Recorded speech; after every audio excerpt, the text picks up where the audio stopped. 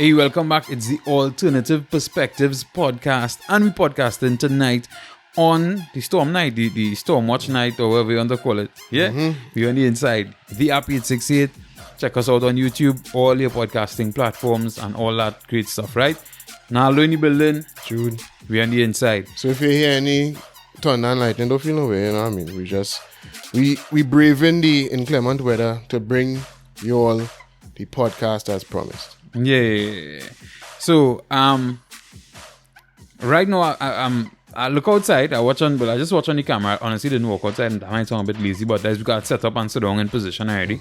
And well, I just came from outside. So. Right. You came from outside, and normal. Yeah, normalcy, nothing. We didn't see anything scary yet. I don't know if we might see it sometime later on. I saw Tobago already closed their schools.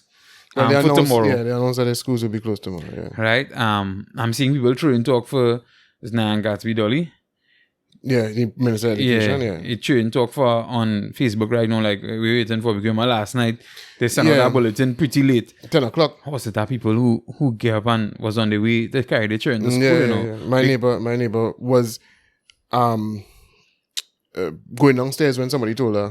With her son. With the child, yeah. Because somebody told her. I mean, everybody had a bad habit of social media early in the morning now, boy.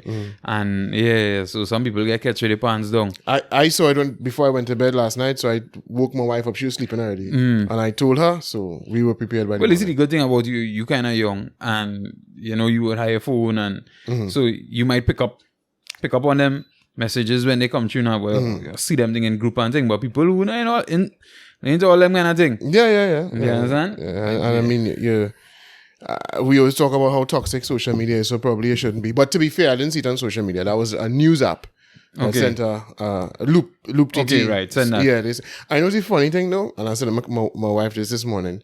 When I saw it on Loop TT, I don't know, something about the article just seemed a bit strange. I found it was bereft of any detail. Right. It seemed missing, like it was missing something. So I said, let me check other news publications online to see if they had reported the same thing. Express, Newsday, Guardian, none of them had it. Yeah, right? I mean, all them was going on by that time.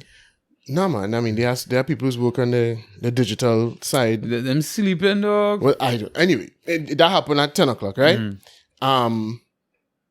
So I saw that. I didn't see it on any of the news publications. But then I said, but you on Twitter now, right? Go and check the Ministry of Education Twitter page.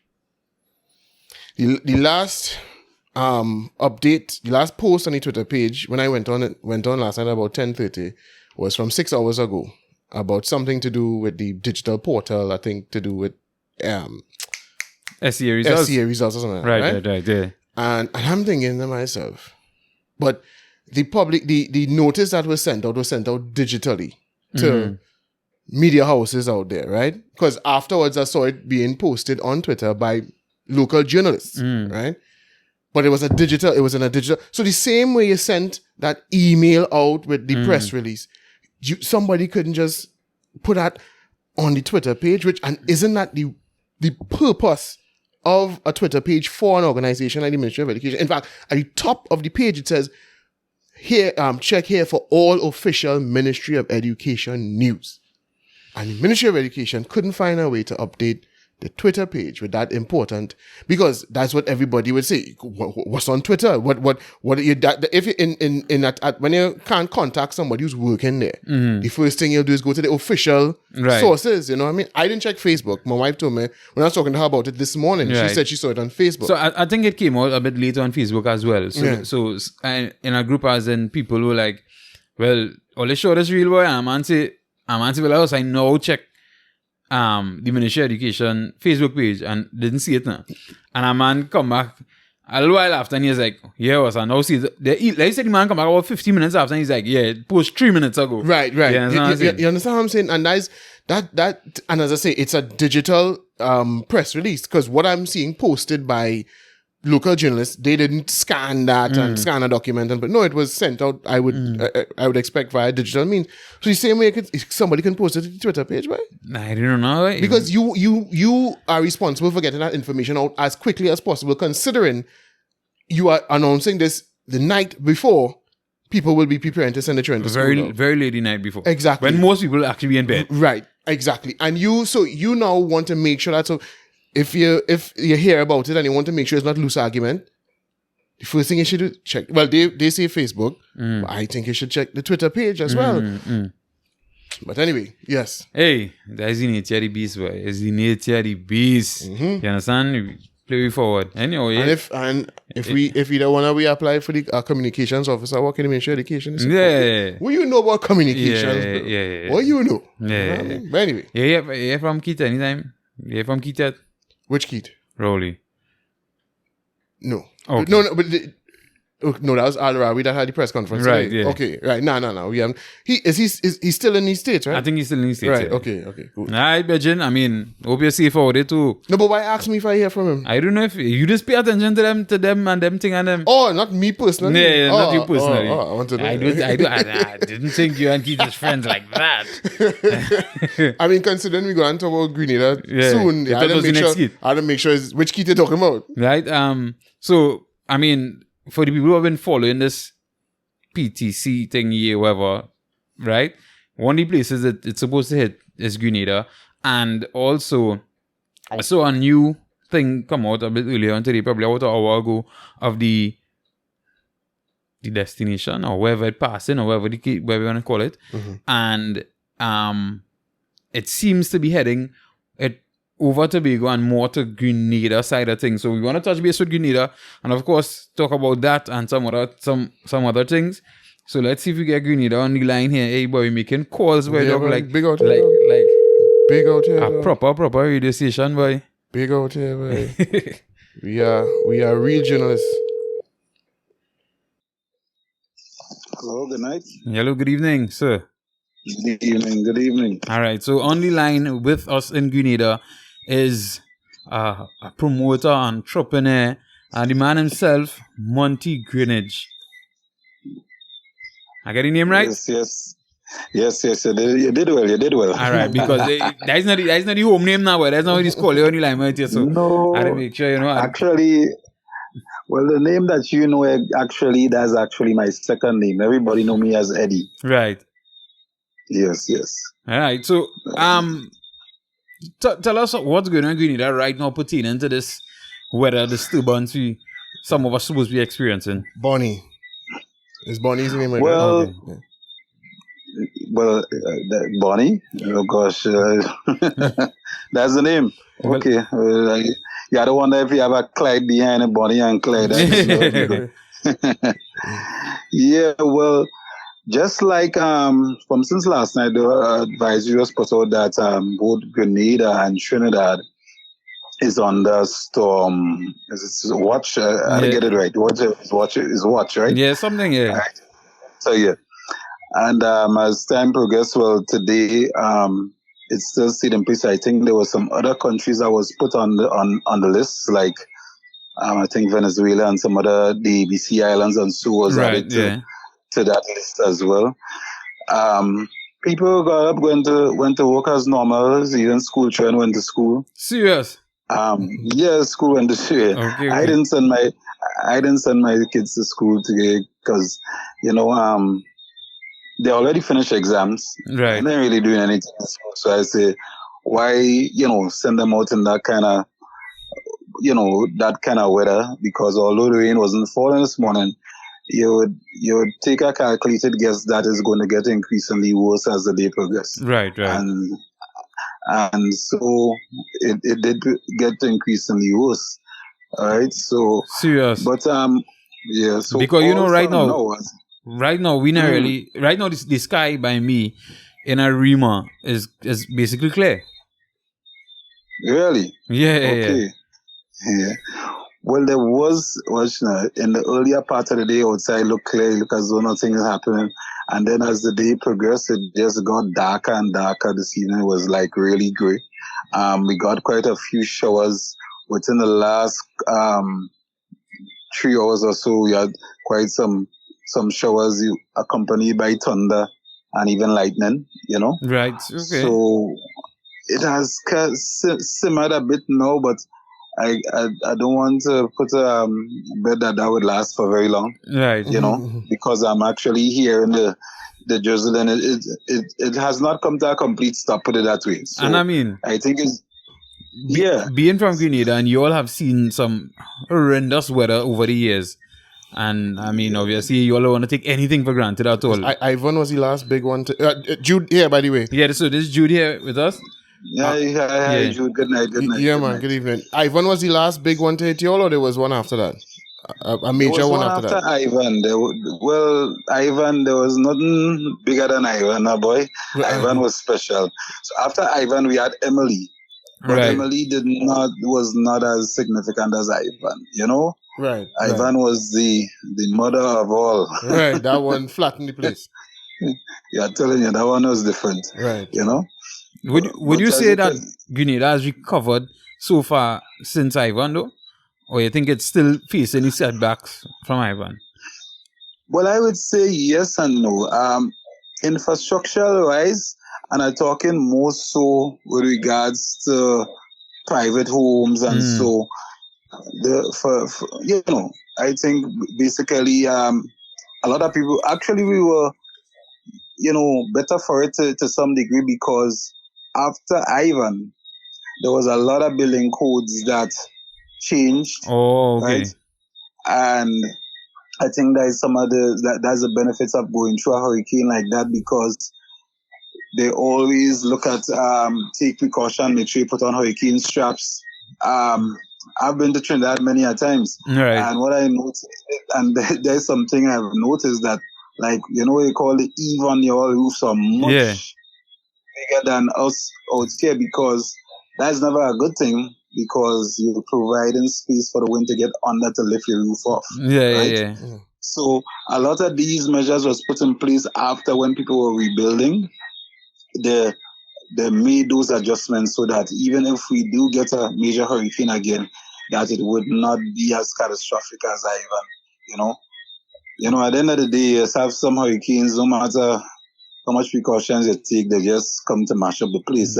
True. But you give yourself a better chance, for survival, so to speak, But in terms of recovering, I would say the house stocks and so, most dwelling home recover. I think one of the areas that we never quite recovered is some of our vegetation, in terms of like coconut trees and certain, Grenada is known as the Isle of Spice. Mm-hmm. And a lot of that vegetation might have been destroyed. And I can say that we went on a serious program to replant all of these trees. Some people may have planted,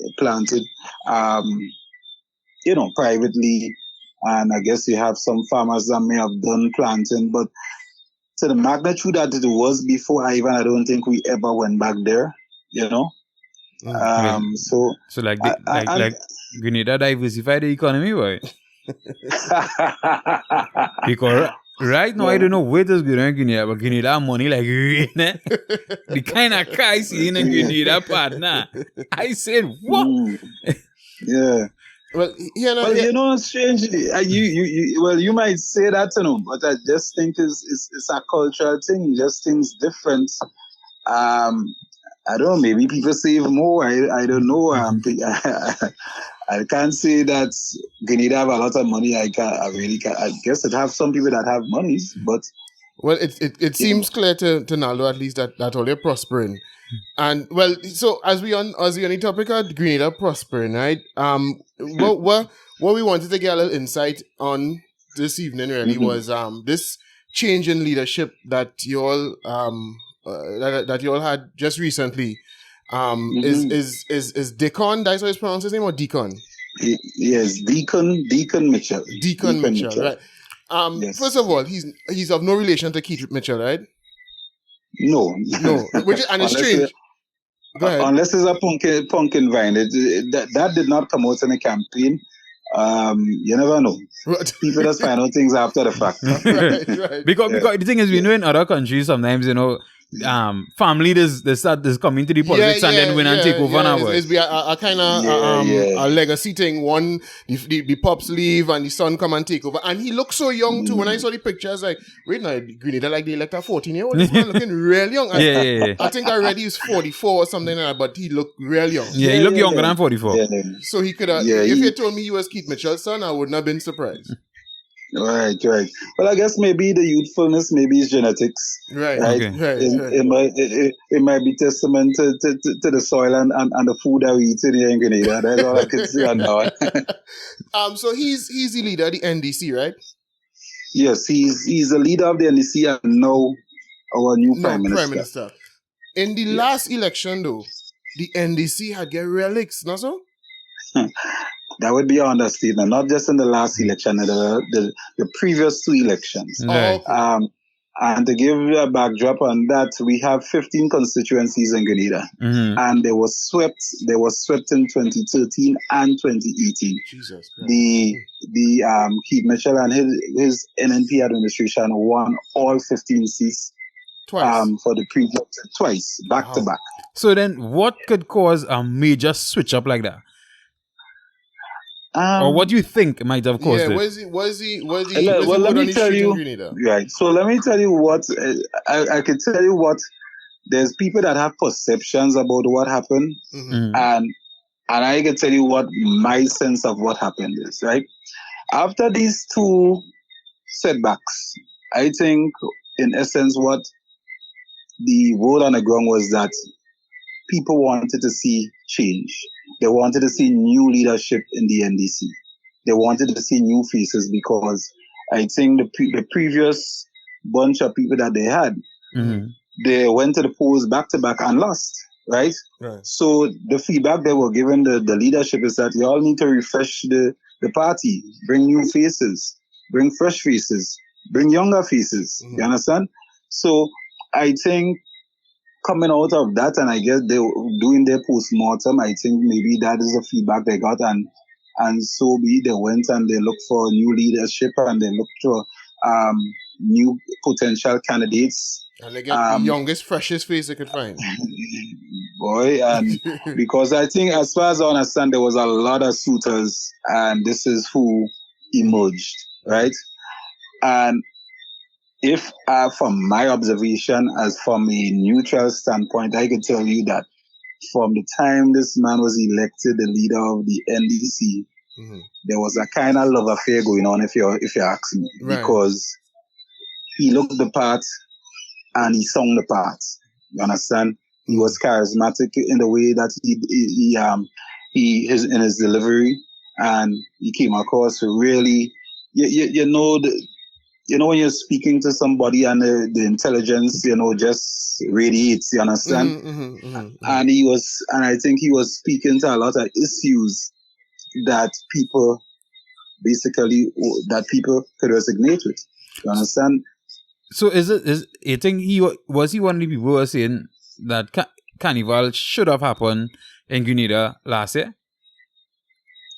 Well, the thing about it, if that is something that never came up during the campaign, and he never made a public statement where that is concerned, right? So I don't know his standpoint on that, right? I think throughout the campaign, I think he spoke on COVID. He understands the challenges, and I think he gave praises to the then government of how they handled COVID to some degree, right? However, I think he did point out that there were certain things that you should consult with the people instead of, pushing things on people's shoulders, so to speak, right? So I don't think he really spoke to that of Carnival and I can't speak to what his position was on Carnival. Right. I can tell you once he zeroed in on the issues that he thought was important to the people, right, and he make sure he sent it home. Well, right, and that's what I wanted to kind of hone in on. What were those issues? Because, I mean, I know you say they lost the elections handily twice, and so they wanted new. Obviously, the party knew they needed to change, but still, people wouldn't vote them in unless they were unhappy in some way, shape, or form with what was taking place under the NNP is the party, right? Yeah. Yes, the NNP, NNP versus the NDC, right? So what it is? What was some of those issues that he spoke to that you think resonated with the people of Grenada? Right. So I think what they did, and they did craftily, is that they went into the different communities and they took a campaign strategy whereby they had a lot of town halls, a lot of face-to-face, right, with different communities, inviting people into the community, into these town halls to find out what it is that they want to see in their community, right? So, for instance, if you say, well, you must say about Gov.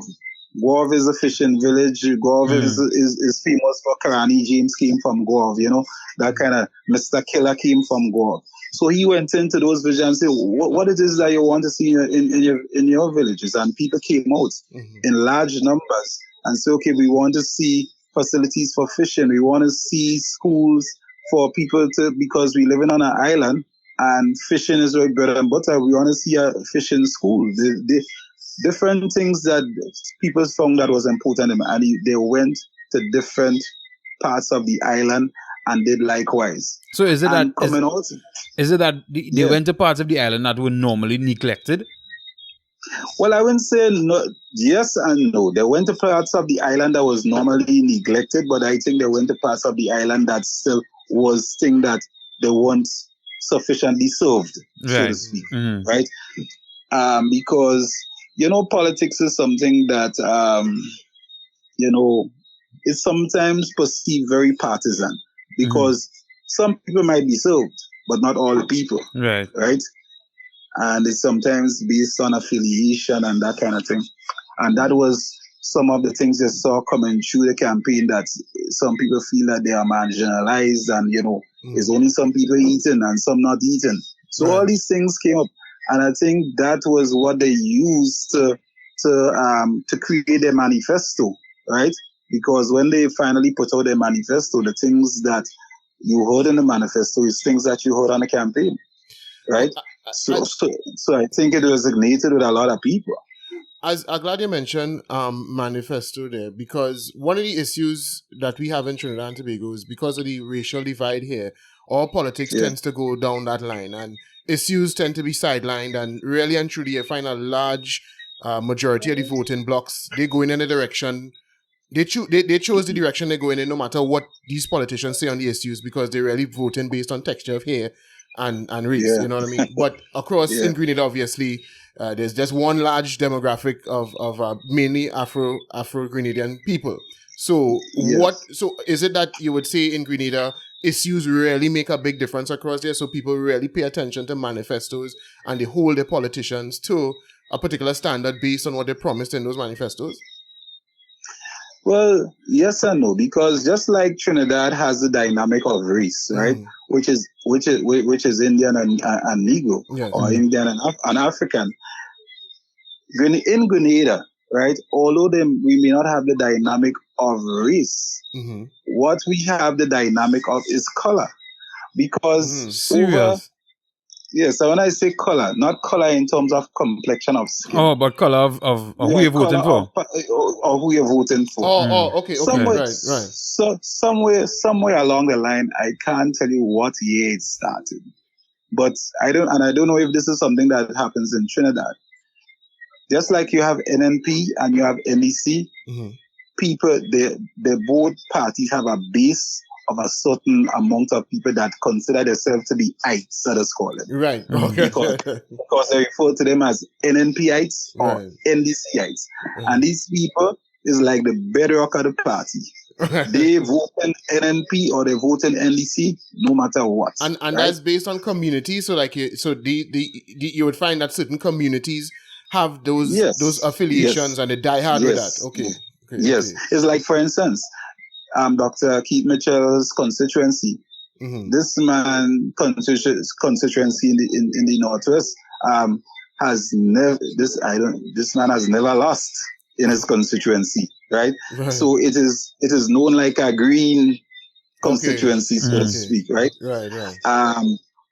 The tongue of St. George has been, for the past about 5 years, has been a Peter David constituency. And I say Peter David constituency because Peter David once ran under the NDC ticket. He won his seat twice under the NDC ticket. Right. Served in opposition once, right? The very first time. Then second time, served as an MP and served as the government. That's in 2008 when NDC won the election, right? And then he switched parties and went over to the NNP. Well, so they're he won now. Well, they're taking that so easy across the way. So they went like LeBron fans. Wherever team LeBron playing for, they run there. That's what went on with him. So he Wow. no matter where it became a Peter David seat. Wow. Right? Wow. Yeah. Because once he ran, he always won a seat. This election was the closest the race has ever been in the town of St. George. That's the tightest, that's the hardest he had to work for that seat. Put it that way. Right? So that's what I was saying, it's more color oriented NNPites and NDCI. And then you have some people that we will consider to be independents that can sway the election left or right. Or in the case of this election, I think where some people was so confident that the NNP was going to win again, that maybe even some of them stayed home. You understand? Oh. Some of the NNPites stayed home and figure, okay, we have that in the bag again, because a lot of people were saying 15 seats again. You know? Wow. So this result would have actually come as a surprise to many people. Yes, and I think it's a result that some people is taking some time to process. Wow. Because I think part of the problem is that the NNP has had a playbook that has worked and has been tested. And they came with it again. Right. The difference is that under younger leadership, they were ready. Right, they had a different strategy, so that same play couldn't really be as effective. It could not work. Everything I think they tried to put out, nothing stuck. You understand? Right. They could not control the narrative of the election. And I think previously with the older leadership of the NDC, right, there were things that would be put out there and became truth. You know, sometimes you say something, enough times people start believing it. Yeah. Right. What my observation with this campaign is that even when they put out things that they found that they would address it on right away. Right. So if something was put out on the airways or was said on a previous meeting, because I would listen to both. I always tell people I'm not an ite. Right. If I have to describe myself, I'm an independent. Mm-hmm. So I listen to both parties, right? And I think what the NDC did, they always stuck to message. As a matter of fact, they always put in this stay focused. You understand? Mm-hmm. They're trying to distract you from this. There was a lot of things, you know. I think one side was, as I said, they went back to the playbook of trying to use, I don't want to say the word insults because insult could be a strong word, but showing, as we just say, this Brango and, you know, and people. But it just did not stick this time. That playbook just did not work. People wanted discussion on issues. People wanted more substance. Yes, yes. Right. Okay. And I think by the time that they made that adjustment, I think it was too late. No, the thing is, based on what I've realized, right?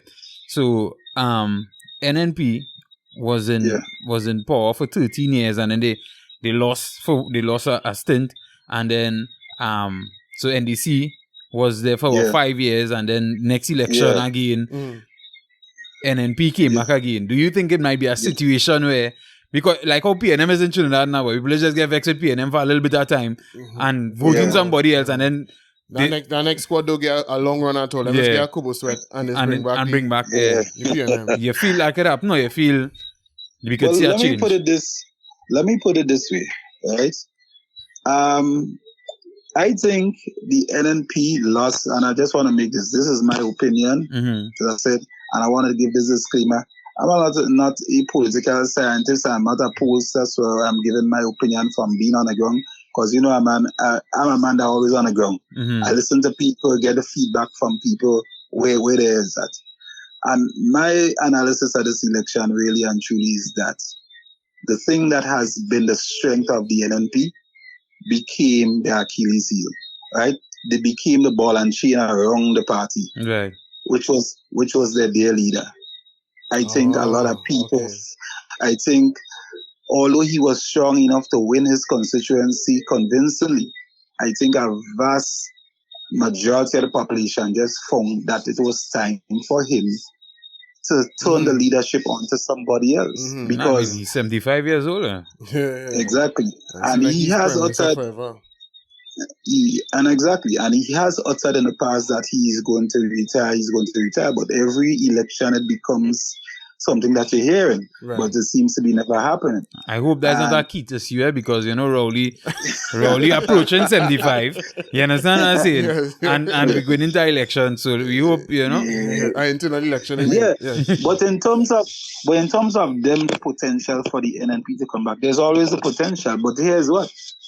The NNP in its present form, I don't think could return to office. Right. And I say can't return to office because I think it really has become an age party, right? Too much of the old, the older folks, and I'm not saying that to say that older people can't contribute something, but you need to refresh the party at times, right. And I think even the younger ones that has joined the party has fallen into the mindset of that aged approach. You understand? Right. So I think the NNP as we know it, this is the last we'll see of them. That's just my opinion. Because if they don't change or if they don't evolve, I think they would become obsolete. To be honest with you. All right.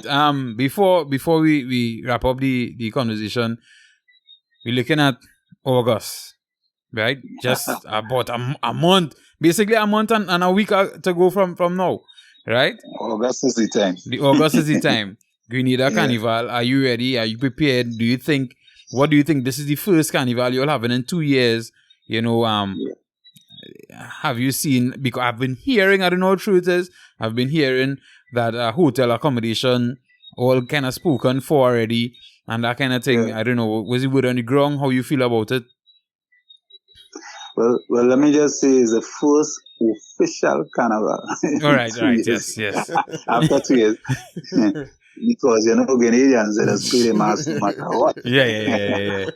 We envy all. It's a commitment you have to the art form. I'm telling you, mask must play. Right? So I would say, right, in terms of the hotel stock, that is something that would always be a challenge, right? But, because a lot of people coming home, is people coming from the diaspora and people that is of Grenadian parentage. A lot of people stay in private homes and by family and friends and stuff like that. So I don't see that being an issue. In terms, I think one of the challenges that I've been hearing, and I've been hearing that refrain over and over, is the price of airfare. Right?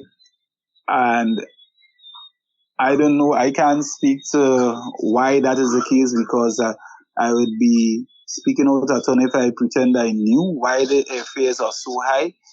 But I think a lot of people have the opinion that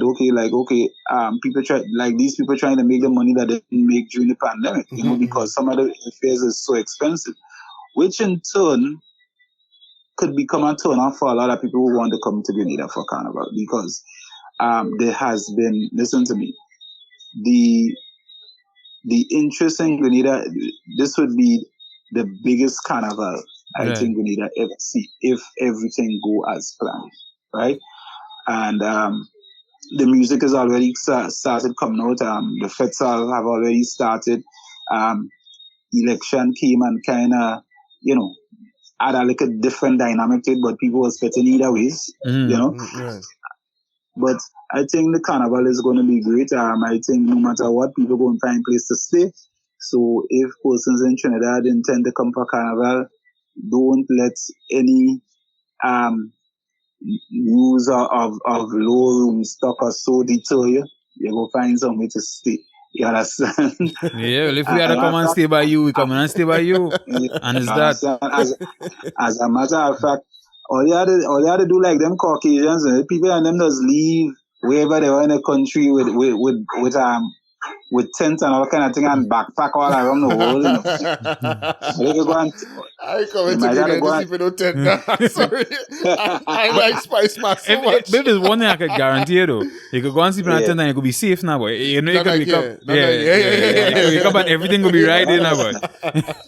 You understand? I think that's one of the most attractive features of Grenada Carnival and Spice Mass, because crime is something that is not an issue in Grenada. Just like with every country, you will have the odd instance or so where something happened. But we still, and I don't want to say that too loud, because I don't want people to say what they're doing there in Grenada.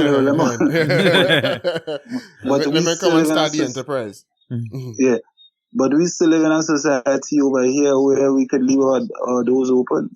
Listen, we could leave the key in the ignition, leave the vehicle in there, and nobody going with it, That is one of the beautiful things about living in Grenada. That is a beautiful thing about Spice Mass. It's a safe carnival. It's a safe mass. It's very, and it has all its different aspects. The traditional mass, like the jab, we're the land of the jab. Yeah. You understand? Yeah. As a matter of fact, I say me and you and I had to have a conversation about even carnival and origin and where a lot of these different influences came from, Well, we had a discussion, but I feel like because Jude is a man, Jude didn't too care about them thing now. Jude is a man, once it have bam to wine on partner, that is all he care about. He didn't care where it come from. I am a historian, brother, so I would love to discuss all the historical developments and aspects of Grenada Carnival or Trinidad Carnival anytime. Right? Don't study now. Okay. So you want to know the history of where that bam bam thing, all that bam bam. I want to know.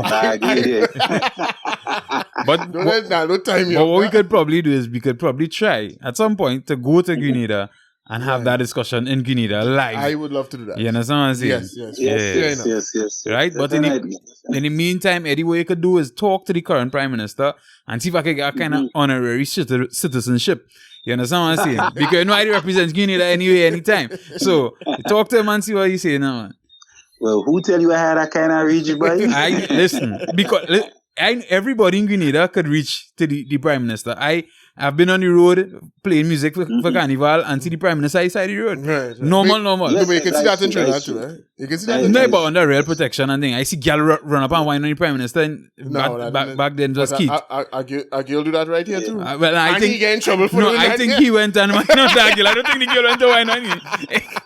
There's a traditional thing that even, and I want to say even the past Prime Minister, Dr. Keith Mitchell, every carnival you could rest assured go and see him by Port Highway. Right. Taking in the mass, taking in the festivities and so. So I think our leaders have been accessible in the past, and I see no reason why that will change. I think that's just the dynamic of this island. We know each other, or we know somebody that knows somebody. That is how it is, But one of the things I wanted to say before we wrap up, though, this is just a prediction. With this election that happened in Grenada, I think this election that happened in Grenada would be a catalyst for a lot of change in Caribbean politics. Because, because a lot of people, how many times have you heard that you're young and them new and them fresh and we ain't giving them a chance, right? Where you just see for the first time a group of young people come in and win an election. You know how much that would motivate other people in other countries that have leaders that have been fixtures there, whether it's Trinidad or St. Vincent or wherever. Eddie, listen to me. I would love to believe that might happen, but we have our opposition here that wasting people time, and they just had internal elections on Sunday, and they bring back the same. They re-elect the same woman who been taking them down. The road to defeat in the election after election after election. So, boy, I want to believe it could spark a change, but we here, we little hard-headed. We different than Trinidad. Okay, all right. So Kamala is going up again for the UNC for the next election. Yes. We just don't know who win up for PNM. And it may very well be.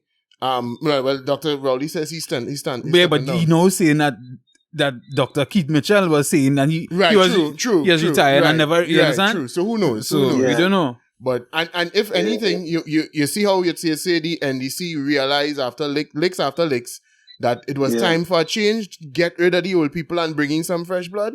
We opposition here, and them don't believe in that. them going on dying. But Miss Kamala Prasad, wasn't she there since the days Bazi Upande? Yeah. She became leader after him. She contested leadership against him and won, and they deposed him as leader. And since then, she has been in charge of the party since like 2010, 2009, 2010, 2008, 2009, somewhere there. And she's been there. Because I come in Trinidad for Carnival since 1990, 1999, in the days of Nigeria and Marvin moving to the left. Right. I hear in Kamala name since around them time. She was Minister of Education back then. That was in she was Attorney General. She held several positions in the cabinet. And that was in the 95 to 2000 stint. Well, I don't want no Trinidadian to get vexed with me for saying anything and feel like back talking the leaders or the potential. But all I have to say is that people have to know when it's time to leave. Yeah. And sometimes as leaders, it is a reflection on your leadership. If you have not groomed persons to take over from you, that means you didn't mentor anybody to take over from you. Yes. That's sometimes, not all the time, there's a reflection of your leadership. If there's nobody who can take the party, even to maintain a particular level of momentum or take it forward after you have departed, then it means you have neglected part of your responsibility as a leader, which is, as you say, to mentor and groom leadership below you. Of course. That's good. It's part of being a good leader. Yes. See, them nobody leadership workers. Anyhow, Eddie, thanks again. We appreciate it so much for the insight in Grenada. Hopefully next time we touch base, we could actually be in Grenada and do this live. Yes. Thanks for having me. And anybody coming to Grenada for Carnival, remember, look out for Flesh Carnival.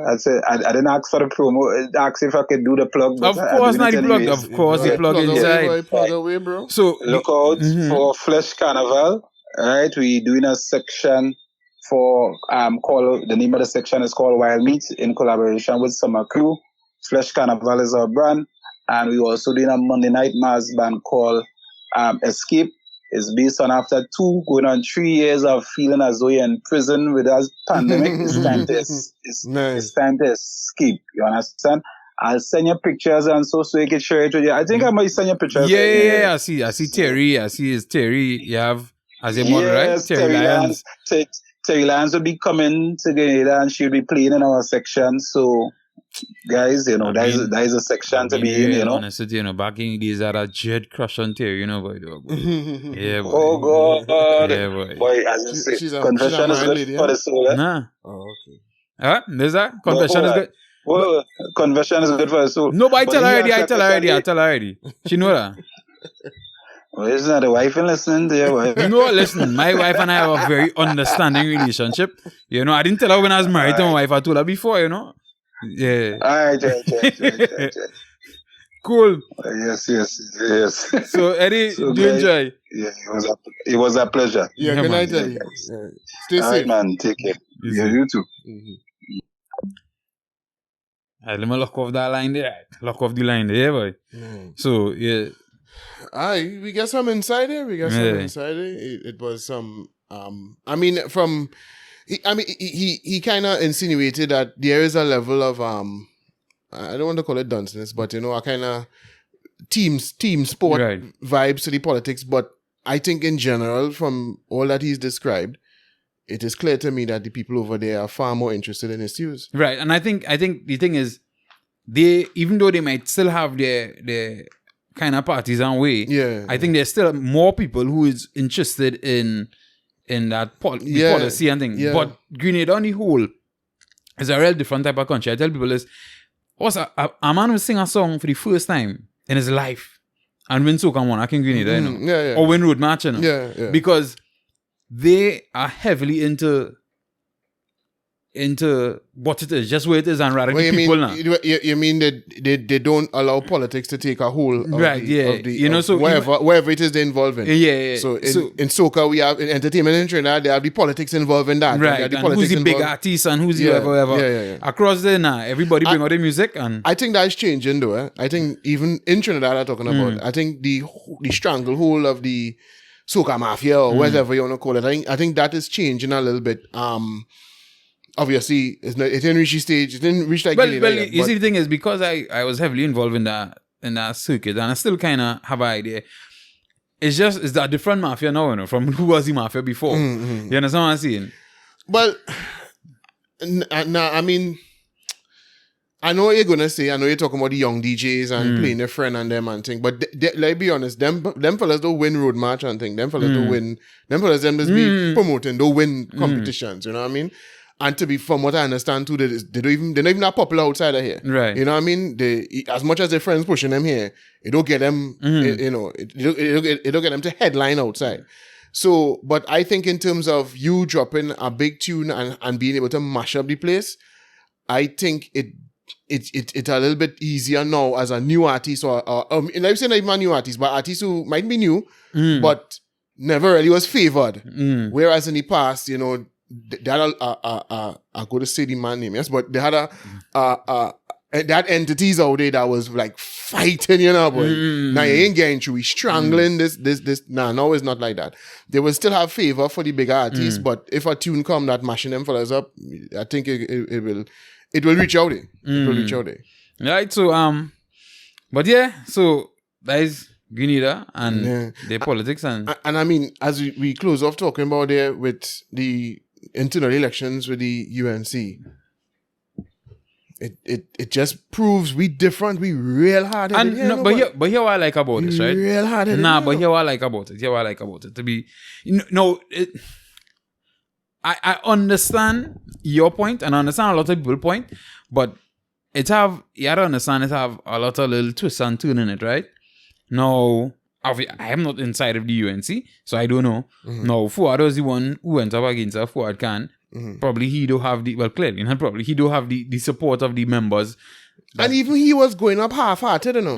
Because remember, he wasn't going to take... Well, I think... He's not going to take the leadership of the party per se. He was leaving her to run as prime minister. Right. So you're leaving... Even if you are the leader of the party, once you leave her... You make it clear that no, she is the one who's going to be. That's who people are going to be voting for ultimately. Then you ain't change nothing. You ain't making no difference there. But is it that he went with that in mind because he knew that if he pushed very hard, people are just yes, which says something about the base of that party, right? But here's my spin on it, because at the end of the day, if they really wanted to, they could have just. They could have advised the advisors, not the members, the advisors, because here we're not done. I think you should step aside and let somebody else. Yeah. But I think what they're playing for is that they want something that is familiar in a situation like what we're going to face in the next election. Meaning you're going to face Watson Duke in the mix. You're going to face probably, I don't think it's going to be significant, but we're just going to mention him, Gary Griffith, right? And then, well, of course, they're going up against PNM. Listen, I don't think any of them going up against, I think all of them going to come together. I think Gary Griffith might remain away. Watson Duke and them will join. Well, right. Once thing looking like it could make sense and no, but that's why I say, I'm not saying that for them to compete against them, you know. Oh, okay. I think what they wanted to make sure is that if the membership is comfortable with Mrs. Prasad Bissessa at the helm, we don't want to move her and put somebody who may not be comfortable with. If you understand what I'm saying. So who may not be comfortable? The membership of the party. Right. So that you want so at least if you're going to join, you're holding what you have already, and now it's just for whoever coming to bring what they could bring now. Okay, that might be the thinking, but that to me again speaks to some sort of deficiency in the way that party is run, dog. Because let's be real again, you could put a monkey, dog, and once the monkeys have the right race, you're not upsetting anybody. They will weeping and and whatever, but nobody running and voting for the next side of the base I'm talking about. And the base is big. But probably what your problem is you can't reach outside of the base. Yeah, so that's all you should be concerned about. Yeah, but you see, probably they don't want them to not go and vote for, not just not go and vote for the next side, but they want them to still come out. Because the thing is, we talking from the outside. I really don't know how they feel, the people there in their base, how they feel about Kamala Persad-Bissessar. Suppose they feel real dear to their heart about this person. I do not feel that you could upset them so much by putting, and it doesn't, I'm not saying put some left field individual, obviously they had to meet the criteria for what that base like, right? But bring somebody new, somebody speaking differently, talking about different things, changing the way the politics is handled. That person. I don't think I could find that without the person being real left field. I think they have plenty of them. They just don't bring them out. They don't bring them to the fore. Listen, I mean, even somebody like Khadija Amin, right? No, I'm not saying she would have made good leadership, but she's a person within that party that plays the stupid politics too. But she tends to focus, and she every time I've heard her in an interview, every time you see her conduct a press conference, yes, she had to play the stupid games, but she remains focused on issues, right? In a way that the politicians now are unable to. The leadership and the senior members of that party, they seem unable to do that right now. I think she does that. So you could find people like her, not her. Right, because obviously her hair texture might be a bit not the best. That mightn't be as, straight as they might like, right? So let's say but you find somebody who talks like that, conducts themselves like in that way, and I don't think you isolate your base so strongly that you risk problems in it. And even if right, you risk isolating some of your base, they gotta come back wrong. Because they will come around, because you're gonna lose the next one anyway, right? You're gonna lose the next one. But I think that's not what they're playing for. I think they hoping to get the same 300,000 votes or whatever they get before. And disenchanted and disenchanted PNM voters will come out. No, I think but probably not to come out, or they want Watson or whoever whoever they could pull in the side. They're going to pick up the extra votes that they could pick up. If you doing that, you what kind of strategy is that? Because who's to tell you, Watson? You can test in the waters in Trinidad. So you want them to implement a winning strategy that they never had. This is the thing. As I said, so it says something about the membership of that party. If they cannot see by now that they just butting the head against the wall. And when he was asking Eddie there just now about whether they feel the NDP, there's just a couple sweat. The NDC getting now and the NNP go come back just now. I don't live in Grenada, so I don't know. But from how he was talking, I didn't feel it's as simple as that, because it seems like this squad is operating kind of like how NDP is the name of Watson party here, right? That's not National Democratic Party or something. Yeah. You're right, NDP. I think they are operating differently. Not PDP. PDP, right, right. This is People Democratic Party, right? Democrat, right. They are operating, I think, differently to how in Tobago. They are operating differently to how politics was handled prior to them. So like when Top was there, they're not behaving any way like how Top was behaving when they managed to topple Tobago. So this squad here might have a chance of not getting a Kobo Sweat and the default party of the PNM just coming back in, because all you have to do is when you get your chance, just don't drop the ball. Talk. I mean, they delivered the budget the other day. I have never heard a budget delivered in the Tobago House of Assembly that has been praised as much as, I'll be fair, I didn't read it, I didn't listen to it, I'm not that interested, right? But from the comments you're hearing from people who I think are neutral commentators, they seem to understand that this thing take work, right? And you have to appear to be governing at least with some sense.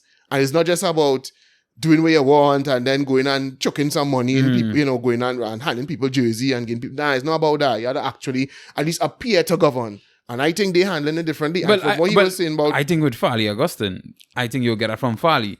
probably not the other guy. Yeah. Not the other guy. Yeah. The other guy, you'll get Mama Guy and Triple X. Yeah. Probably. Yeah. You understand? So I think that's what it is. But because, and the reason I ask him that is because you see what went on in Grenada, it was 13 years, one party, 5 years, and 9 years. And then they come again. And I mean, people, let's get to it. It really is a winning election, but real hard to maintain. I differ. I beg to differ. I beg to differ. As I always say this, the PP would still be in power now if they didn't govern like but they did. But that's what I'm saying. So the thing is, you could win the election, right? But it tends to get hard when you had to actually go in and do the work. You understand what I'm saying? Well, I understand what you're saying, but I think it's not as hard as they make it out to be. They make it hard because they insist on not governing. But the thing is, because Trinidad is a place of people with a lot of people without integrity and a lot of incompetent people in high places. So when they would talk all the nice thing, and then when they reach in power, they would drop the ball, and that's real happening, boy. No, but I think the difference is, I think many of them go in without the intention. Right, and you just always say that they don't have the intention of governing properly. What they have the intention of doing is managing PR. That's what they go. Especially that last squad when they got in from 2010 to 2015.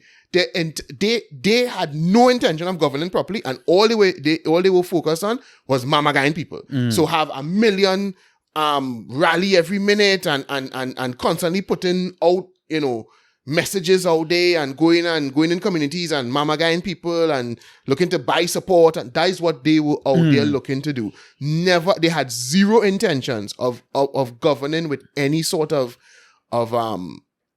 I want to say integrity or even competence. It was never about that. They just felt they could do whatever they want. And once they buy off people, they get contract here and think they go just, and build things here, build things there. Yeah, exactly. Now, I am not saying that the other side is, you know, the epitome of competence and they're wonderful and, you know, good governance comes from them either. But I'm just saying, I think if you look, for instance, they came in during a time of economic downturn. The bust that came after the boom was managed basically by them, and at the end of their tenure came COVID, right? There was, in my opinion, not much done by way of stimulating any diversity in the economy.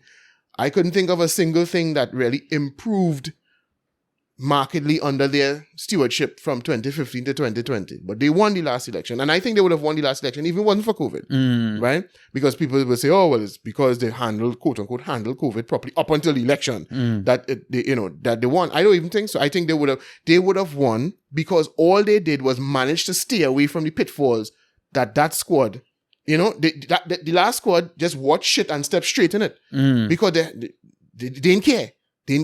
You know what I mean? But I think it was political immaturity, but it can't be. All of them did forever, boy. Yeah, but it's one thing to be on the sideline forever. It's the next thing to play, you know. But remember, plenty of them were members of cabinet before that. They taste power before. The leader tasted power before. So it's not like if they were completely, and they should have learned from because remember what brought down the last UNC administration. Corruption. Airport scandal. And corruption in general. The impression that they were extremely corrupt. And they came back into power, and what took them down again? Consistency. That's what you're talking about. You understand what I'm saying? This is consistency. So you're saying it hard. It wouldn't have been hard if they had come there and governed even with an iota of common sense. But they didn't have no intention of doing that. It was just come and do what you want, and we could just buy support here and push propaganda. And I also think that is because in their mind, they were looking at the short race. They weren't looking at the long run. Yeah. So they were looking. Well, then come out after. Then come out when you lost. Move. You know what I mean? Move. But they ain't doing that. They're still coming back and still hoping to be. Well, because they were under the end. They come catch, grab on where you can grab up, and then three net. See where you can grab, and then come out. You remember we were talking about that they going in, do shop business, make their money, and then come back out. I don't understand it, but what you gonna do? We touching on them and the weddings, but I wanna give some applause and some shout outs and some big up to the TTPS boy. The TTPS seems to be doing arresting their own. And it's something that we always say that do happen. Yes, exactly. We always say they would block for each other, they would, right? But they seem to be doing a lot of work on arresting their own. Yeah. And I mean, I don't know the information. I don't find the information is reaching me as I would like it to, because probably the PR print is not there. But I think that needs to be said louder. It needs to be put out there way more. Reason being to build back that confidence in the TTPS. And remember when we talked about this before, I was telling you, a lot of police officers telling you now it different. They can't do certain things they used to do before. Everybody afraid they are spies. And apparently, from the impression I'm getting is that exposing wrongdoing on the part of officers is apparently something that is now getting you in line for promotion, or at least it's not that once you do that you get promoted, but it appears that is being taken into consideration. You're going into the good graces of certain people. So now they're incentivizing that now. Because it's seeming like you have the TTPS best interests at heart. Right. So it looking like now some people might say they over incentivizing it because now you're looking to, now you can't trust the officers you're working with. People looking to tie up, you know what I mean? To put you in place or whatever. But the point is, if that is true, that's only the impression I've been getting from a couple of people I spoke to. But if that is in fact true, I mean, it's benefiting the public, because we saw the situation with the police officers who were supposed to be involved in the mover situation, who are alleged to have been involved in the investigation went on long, and we thought nothing would have come of it. But not 18 officers? 18 officers arrested? I don't know how 18. 18? Well, I had charges for all of them. No, but what I seen, it had 18 officers? Yeah, remember, it was a big exercise. I remember it was a big van. Yeah, it was a big exercise. And then it may not necessarily have been those on the scene. It might have been, if it was that they were, the exercise wasn't authorized, and people who would have given the okay to go shouldn't have given that. So all of that, you don't know. But it was a large exercise, so it wouldn't surprise me that the 18 officers could have been arrested. But yeah, for the killings, a lot of people alleged to have been unlawful killings of individuals in Mova during there was that protest afterwards. But what is that said they had gone up there for again? Well, the thing is, you remember something that happened, I think a day or two before, where a police officer was shot over some car park or a parking spot or something like that. Okay. A police officer went up there, to check some bird or whatever the case may be. Right. And somebody, there are fallout. Right. And they shoot him. Right. And so they went up and scrape up these fellas, and they claim that the fellas and them back shots at them. Yeah. Right. And yeah. And I think you sent me another incident with a police officer who apparently is alleged to have been given false testimony or perverting the course of justice. But justice, trying to get witnesses to state somebody wasn't driving or somebody was driving when they wasn't, because the person didn't have a license at the time or whatever. So we seeing things happening. Go ahead. Yeah, go ahead. Because it had two other things I think we could touch on and then wrap it up. But just now, before we move on to something else, do you think we could ever, the general sentiment of the police service in Trinidad, the opinion of the public about the police service in Trinidad will be changed by these things? Or because we have a real old talk culture, right? Where, we always talk about this. We have a co-worker who, it don't matter what facts change or how many times it change, he just expresses the same opinion over and over. I think we have that culture here, a culture where people just like to talk, right? Right.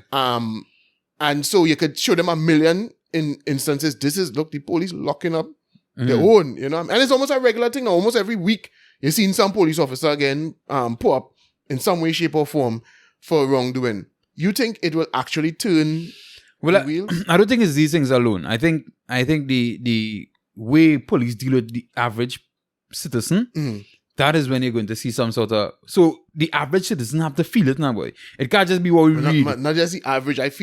To me, it feel like every particular citizen had to feel that, because, I mean, I if I had to judge, I would say that I have been having less confrontational interactions with police. Now, I don't have a lot of interactions with police officers, but the few that I've had in the recent past, when I say within the last year or so, have been cordial, right? All right. So I could understand what you're saying. I mean, I haven't had much either, because, I mean, 2 years are basically lockdowns and whatever. You're not on the road as much. You're not moving about as much, right?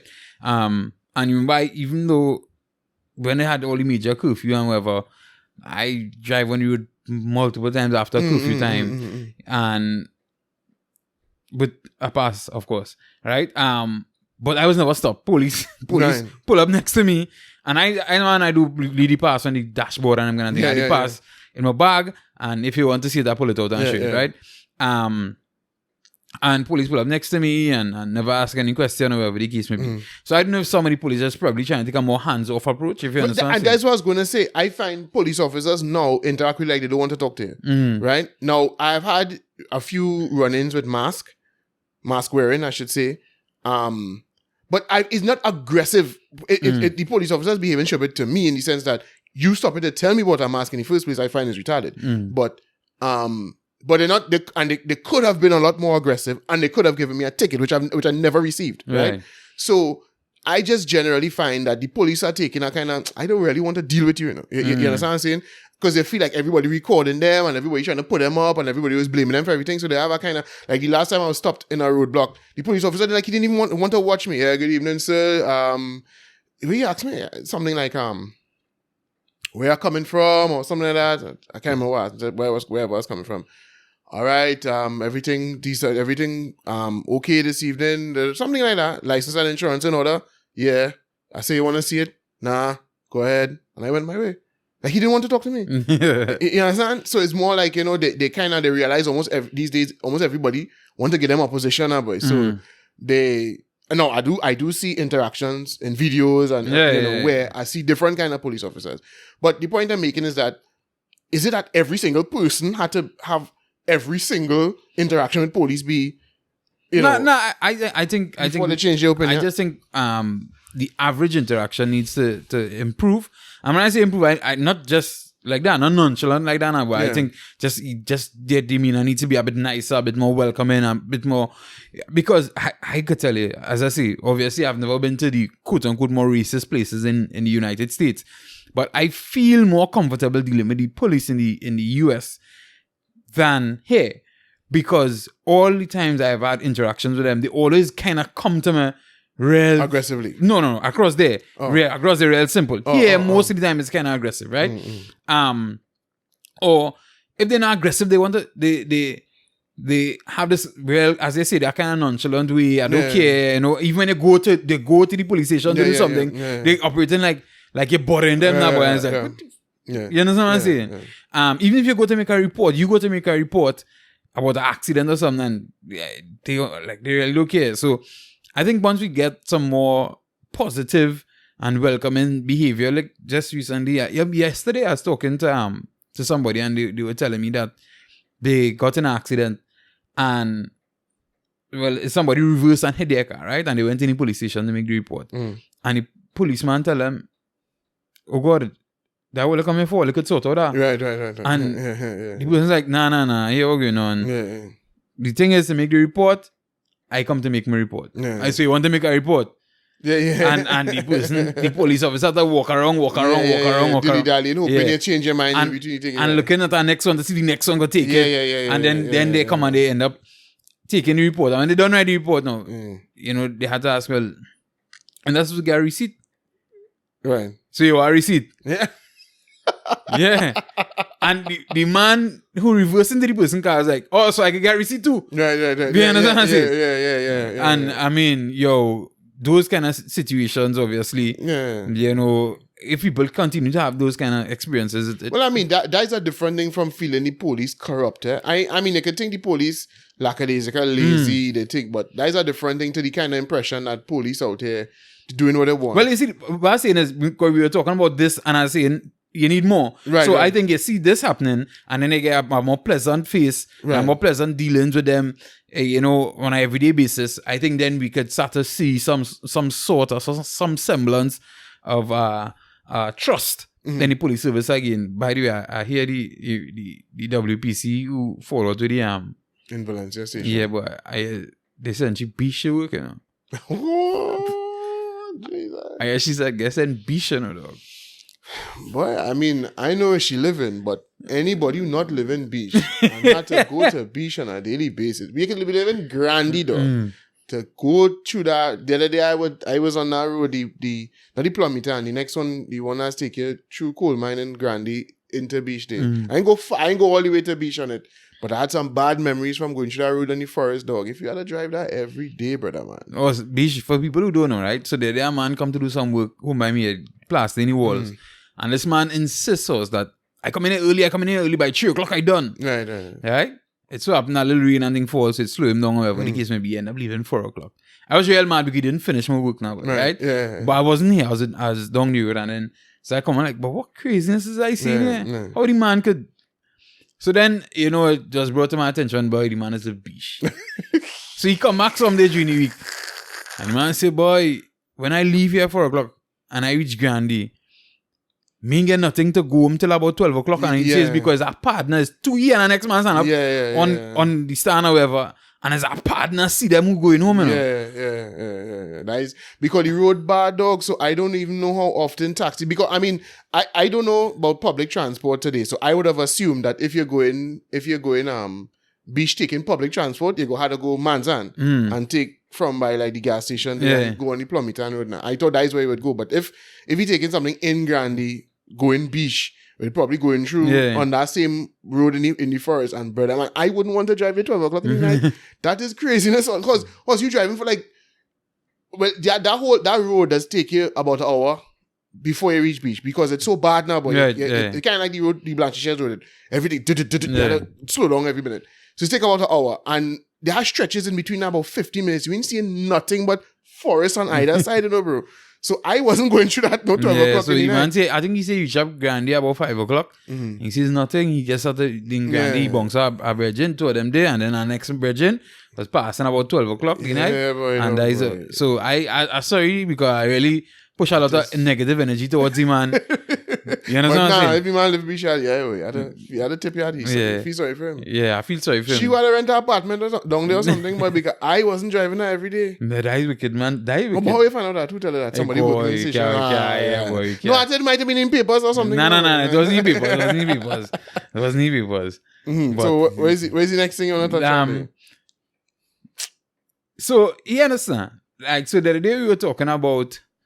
So that two things we were talking about, which is like the airport thing, and you see who on the which board and whoever, right? We didn't end up talking about that. We spoke about that off air. Okay, right. Yeah. So we didn't do that. So the thing is, in the airport, who on the board for the airport, who on the board in chairman of the airport authority and CEO of VEMCO. And VEMCO is part of Prestige or whatever. VEMCO and Prestige are owned by the same people and whatever, right? So that is allegedly how come Starbucks end up. Well, not allegedly how it be, but that is a kind of a incestuous relationship that could give rise to something like that. Yes. So, right? And then there, so, in that light where these people with what seems to be connections and whatever, things happening to be working out for people, right? Then we saw the situation with the cutting of the cables, and then we saw amalgamated man cutting the cable. Everybody thought, well, boy, the TFN cable, amalgamated TFN cable. They said, no, it's not that. TSCT get them permission. It's TSCT tell them. Go ahead and, right? Come and cut the thing. Which I found was very weird because. Real weird, yes. These people clearly weren't, they weren't equipped to do that work. You understand what I'm saying? So my thing is, because they're being paid to do so, right? Man. How could TSCT pay a company who is not equipped to do something like that. To do that. Yeah. Right? To be fair, TSCT could pay Amalgamated could say they have the equipment to do it, and then send out a man in a pickup with a penknife to cut the cable. Right. And so if that happens, I think we should have heard something from TSCT saying, hey, here what's going on. This is not how this was be handled. To be fair, TSCT would rather make that statement publicly. TSCT could pick that up with Amalgamated privately. Right. They don't, I mean, because it's not... TSCT not being implicated in any way, shape, or form. It is just Amalgamated was implicated. I think in two totally private companies, cool, right? But a company with 51% shares, because I want to know, based on what you hired them. No, but I mean, but that's something that TSCT could take up with Amalgamated, but they don't have to. To me, they don't have to make a public statement. Well, I say for me as a citizen, I want to know, because I want to know if 51% shares belong to the government of Trinidad and Tobago or the state, right? I want to know, based on what you hired them to do that. Is it that they told you they could have handled it, or they had everything in place to handle it, and they did, and they fallen short, or you hire people damn well knowing, or was it one of those friendly relationships again? You understand what I'm saying? Okay, all right. Right. Now I'm seeing Amalgamated and them have this lie detector test thing in place. And I believe, because right now they're saying people paying up to $3,500 to do lie detector tests on their spouse or whatever the case may be, right? And I could be wrong, but this is what I think. I think they're doing it on people in private sector or whatever, people doing it privately or whatever. I think it come like a test run to then offer it to the government to use it. I mean, probably legislation will have to pass and whatnot. But if they're the people with it, and if you with the experience using it, I think we would see Amalgamated offering the government lie detector services. Well, but the police service uses lie detector services now, right? They use it on the officers. Well, I remember Gary wanted to use it on the officers, but the officers said they didn't want to take it. Some did. Some subjected them. But when they made it contingent, when they made certain movements contingent on having taken a lie detector test, I know a police officer that had one-on-one subjected himself to a lie detector test. So they have the equipment and they do it. But the thing is, can they do it in a court case? Or you would need that I don't know. I don't know if I don't see anything stopping that from being allowed as evidence in a case. I don't know if you need special legislation to allow for that, but I don't know. But I can't see a reason why it can't form, because it has evidentiary value. So I don't know. Obviously, just like any item of evidence, you could argue against it in particular ways. If it happened, if it's your client being represented, you want to say, well, that not 90-something%. But I'm not talking about that. They might say the same officer who arrests the man looking to do lie detector. Well, I mean, or the same service. You understand what I'm saying? They might have any item of evidence that you present in a case could be argued against, right? So I would assume that could be just like any other, but I don't know. I am not an expert and I'm not a lawyer, so I don't know. Maybe there is some special legislation that will have to be in place. I don't see why it would need to be, because anything of evidentiary value could be used to say, well, listen, this is just another thing that I'm using to make my case that this person did or didn't do this. But they are using, as far as I'm aware, the police service has it at their disposal now. So I don't know why they would need to hire somebody to do that if it is that the police and the prisons have vehicles, but they still choose to use Amalgamated, and they could buy more vehicles to the prisons, and they could buy more police. Well, no, but I mean, when you're using something in such a large scale, it could justify contracting it, because you don't want to have 1 million vehicles in your possession that you have to hire mechanics to fix, and you have to have all these people on staff and all that kind of thing. But I mean, using lie detector services in the event of regular criminal cases, I can't see you having a flood of that would require, that you hire somebody outside to fix to help with that. But I see where you're going. But I am more interested in understanding why people would pay $3,500 to find out if their significant other is unfaithful. Like, first of all, my thing is, this is not you're not paying $3,500 to get a private investigator to follow your spouse, right? So they have to subject themselves to this. So if they're subjecting themselves to it, it's more than likely that they're not lying, right? Nah, you can't see that. You just see them thing all the time. Or people just feel they might beat it. Because the thing is, you might even say, well, nah, I'm not doing that. But so yeah, something to hide out. You see that on Maury? Well, yeah. I don't believe that. And I don't believe Maury and Jerry Springer and shit. I talk about in real life, dog. Okay, if you are cheating, but why would you do that? I don't believe anybody's do that on Maury, not knowing what's going to happen. Then people doing that to go on the show. They want to get famous. They want to be on TV. And if any of it is real in the first place. But I mean, in reality, dog, if you know you are cheating, why would you, when she comes, even if she's saying, even if you breaks in to do it, in her mind, well, you're done guilty. Okay, well, I rather that than we go and we take it. How we go feel after you pay that money and then you find out a line. That could be even worse. You understand what I'm saying? So why would I, on the drive down, I'm going to be like, this girl really can't. All right now. Okay, all right, I lie at this. Why you go and sit down and subject yourself to that knowing your line and the person paying $3,500? And to me, if I see you willing to take it, I mean, first of all, I'm not going through that period. But if I was inclined to go through that, if I feel so strongly that you're doing something, from the time I see you willing to sign up, that's just a waste of money. Best I keep my money in my pocket. Because why would you? I don't know, but the thing is, they seem to have a market for it. Because people don't take them a point. I wonder why people doing that. All right, I don't know neither. Because I think there's no winning in none of way. Right. Because exactly. You find out they're cheating, it's a shitty situation. Yeah, right. Right? You find out they're not cheating, the only person saying you do trust me. And look where and at $3,500, yeah, poorer. Right? And look where you put me through, you embarrass me, you make me feel thing, all these people and them, see me sit down here and you go have to get them the questions to ask, right? So you now come in and telling somebody as what you believe to be my business now, who you feel like friending with, and you know what I mean? Yeah. So the thing is, I think it's a lose-lose situation. Yeah. Right or wrong, but why would somebody do that? I don't know. I just are real insecure and weird people out there. And probably, if you're using it for like divorce hearings, it could work. If you again looking to get a divorce, you're looking to mash up the relationship, whatever. But then you still got to force somebody to do it. So exactly. So, and especially if we reach a lie detector test in a divorce, then that means we having a contested divorce, right? And we having a very contentious divorce. So you're not likely to get the partner that you feel cheat on you to subject themselves to that after any course of a contentious divorce hearing procedure. That don't make no sense. So again, I don't understand who would do that and why they would do that. But according to the newspaper, was it Newsday? But you know who I could see doing it? I'm trying to be very careful with my words because what I want to say will be very offensive. Or how I thinking to see it, right?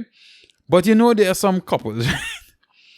There are some couples where the man tends to be, them real insecure, and I don't have to use the word country, but kind of backward thinking, and the wife might be just a housewife and totally dependent on him and his income. Right. And he going through other insecurities he's going through, and you understand?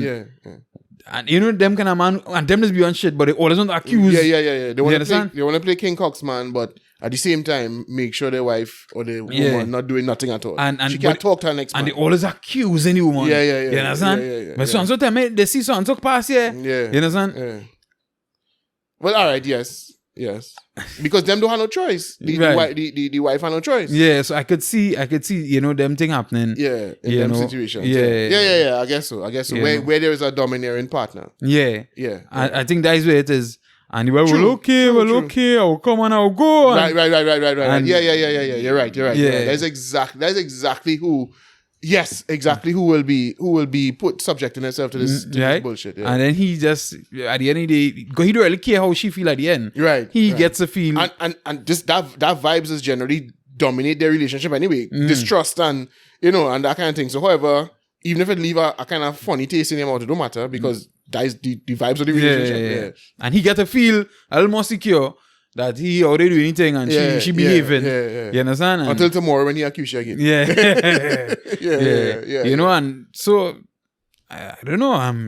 I wonder if in those situations, though, if you ask any question that would lead to illegal things, if the people who do any tests, if they're obligated to report it to... Well, first of all, I don't think you could ask that question unless you were instructed to ask the question, right? And then secondly, I don't think that would form...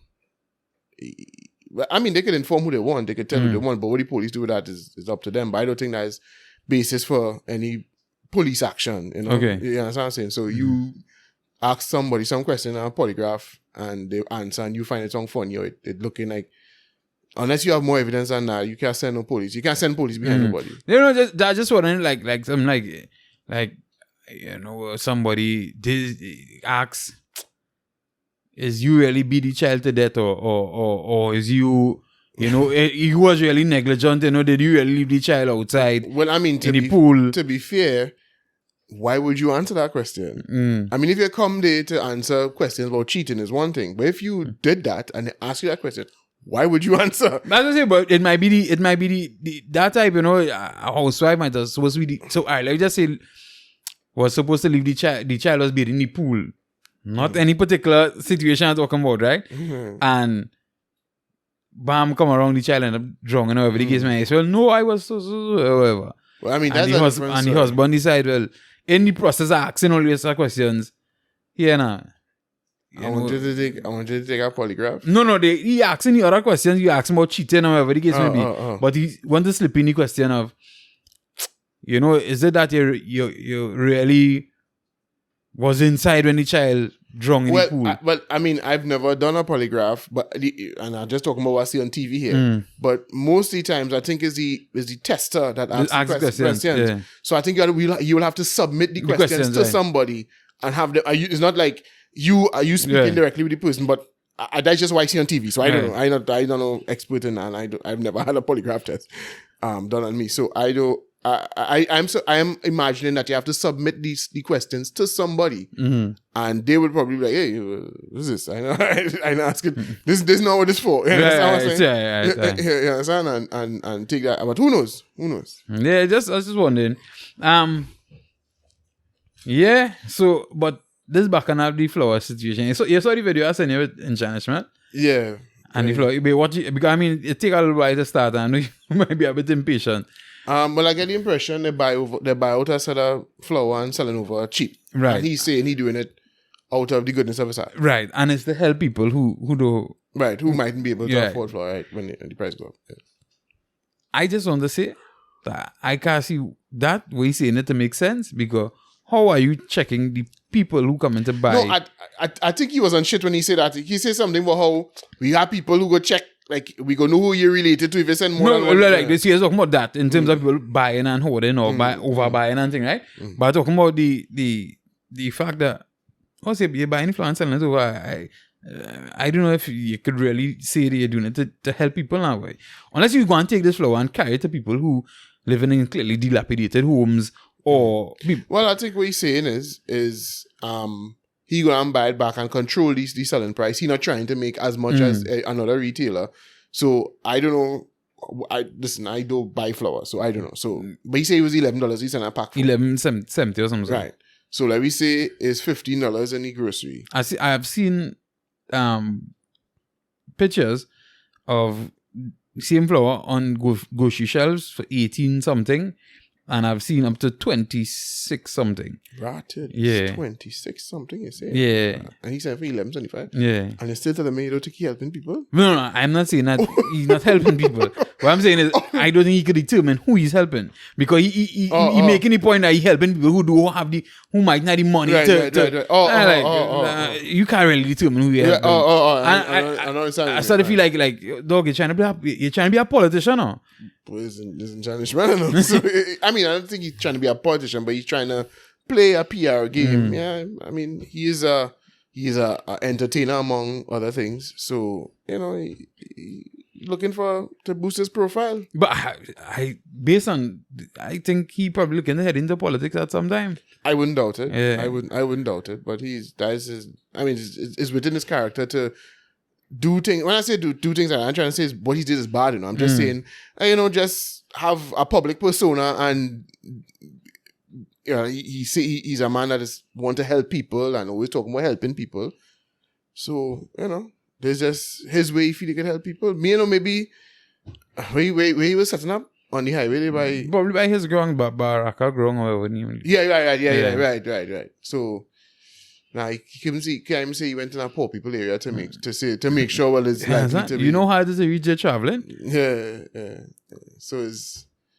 I mean, but I understand where you're coming from that perspective. But don't sell me no Jimmy. You buy the flower, you cheap, and you sell it back cheap. I buy a set of flower and I sell it back cheap. Done. Yeah. I trying to help out people who might not have the extra $5 and the extra $10 to spend. Oh shit, don't do me that. If you're going and tell me, well boy, I go into homes, I go into poor areas and I'll sell them it cheap there or get them it over. No problem. You know what I'm saying? But don't go out by dog boy. Don't do me that now. And you're politicking now. Well, yeah, but I mean, it's how long you doing things like that? I mean, you have had the things you reason to say, you know, rate him before because of things he's been going online and saying. So it's within his character. But God, boy, dog, boy, you jump on the floor to do that too, why? Well, the floor is remember people who looking to boost their image or the current thing is what they jump on. Yeah, you know what I mean? So there's the thing that dominating. So there's the thing you could look like helping with. Basically what we saying, boy, dog, boy, in Chanishmel, I questioning your character, boy, dog, boy. I questioning. Wow. Yeah, I questioning intentions. I question it. And hey, feel free. We'll have you on the phone. We could probably try and open up the room, open up the area here for you to come and sit down and debate with us. I mean, yeah. There's one thing I wanted to touch on. We touched on it before, but it's back in the news now.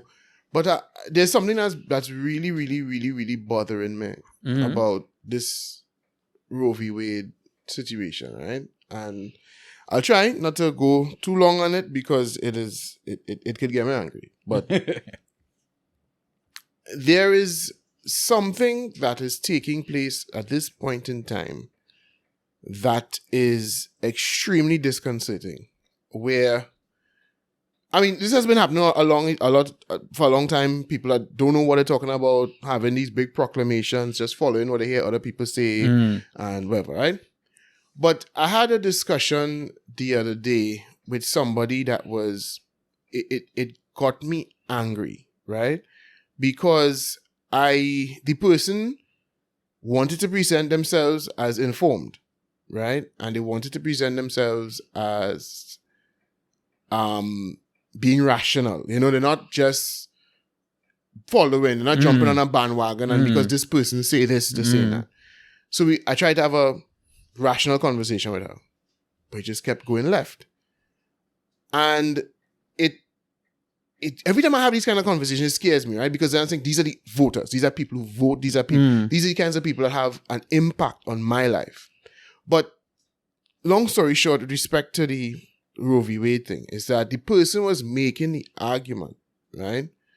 And I know they were just parroting a talking point they had heard before, but making the argument that it is what the Supreme Court is doing in the United States through this decision is fascist, right? Now, she doesn't really know what fascist means. She just she just thinks fascist means dictatorship, right? In a sense. That is what she thinks dictatorship and fascism to her are synonyms. That's not the truth, but whatever, right? But I realized as the sense she was using the word in. I didn't go down the road of asking her to define fascism because I know that was a lost cause, right? And I asked her, I said, so, all right, I don't understand. How one body is just 5 of them, 5 judges, well, lawyers essentially, who have been appointed as justices, but you know they've served as judges, but they're essentially lawyers, right? Who are simply reasoning through decisions. 5 judges could just decide for a whole country and ban all woman rights. I was like, but 5 judges did it before though. This was the overturning of a decision that was made like 50 years ago. So 50 years ago, 5 judges decided that it would be made a constitutional right. And even if you disagreed, didn't matter. If you lived in a state where 100% of the people believe that abortion is not a constitutional right and should be banned, is wrong, that state could have had no say because 5 judges 50 years ago said, fuck you. Right? So if that could have happened then, and it was okay then why is it not okay now when 5 judges flip that decision? At that point, I put her brain into a kind of it's almost like I saw the rage boil up, right? Because you're kind of realizing you do have a point, right? But then she performed the form of mental gymnastics that they always tend to do, which is, yeah, but when they did it then, they were doing what was right. I'm like, well, that's your opinion. You have been led to believe that how you feel about this situation is correct. You have some sort of objectively moral stance on this. There are other people who disagree. They think that that's objectionable. So no, and I said, even if, right? Because she went back to the talking point of they're destroying democracy. I was like, wait, pause. I just told you that all the decision says is that states can now decide what they want to do with abortion. How is that undemocratic? Isn't that democracy at work? And no. Just no. What's going to make it even better is that they're going to have midterm elections just now. So, if the state decides to do something that that majority of the people disagree with, then you vote to suit. Right. You understand what I'm saying? So yes, it's democracy, but then they can get to see the democracy play in your favor. But not just this, not just that, but the elected officials that are in power in your state now won democratic elections. They were democratically elected. So if those democratically elected officials that you elected in your state decide to make a particular decision, then isn't that democracy at work? And then, like you say, if you think it was unfavorable, you could change. Because what will be happening in November isn't necessarily legislative elections in some of these states, right? So you might be able to change elements of the legislature of your state. But nonetheless, the point is, whenever it comes time to change the legislature of your state, the lawmakers, you can do that if they are making laws that you know. But isn't that the agreement that we all sign up for when we say we live in a liberal democracy? So how is that not democracy at work? That is exactly what is supposed to happen the reverse, which would be 5 judges out of 9 deciding for a country of 330 million people that this is the only way that the law is going. Now, again, as I say, I know there's a lot of things people don't understand with respect to how that operates, right? But what angered me, what really, really got to the basis of it, though, Naldo, is that I started to realize that, I should have known this, but people really, really, really don't care. They really, really don't care. They've just, listen, I think this is good, and democracy, because what she almost admitted was that something is only democratic when it goes the way I want it to. That is essentially what the point she's making. Democracy is only democracy when the thing I want works. Well, I think there's a reason for that though. Which is a conversation we don't want to have. When I say we, but people on the whole. Because here's the thing about it, right? And I think it's something I had to kind of recognize. And I don't know if it's because people don't know how to lose. But I say that is because, okay, so yes, in democracy, the majority voted for these people, right? But then you still have a minority who didn't, right? And then these people who won the election could now make the decisions that the minority wouldn't like, right? When I say the minority voters, right? I'm just saying for the people who listen, right? Now, the thing is, at that point, that minority just feel like the whole world against them now, the whole system against them, and I think it's because we do appreciate or do understand the fact of losing. My team lost in this situation, so I had to kind of take the licks. You know what I'm saying? Whatever happened at this point, I had to take the licks because my team didn't win.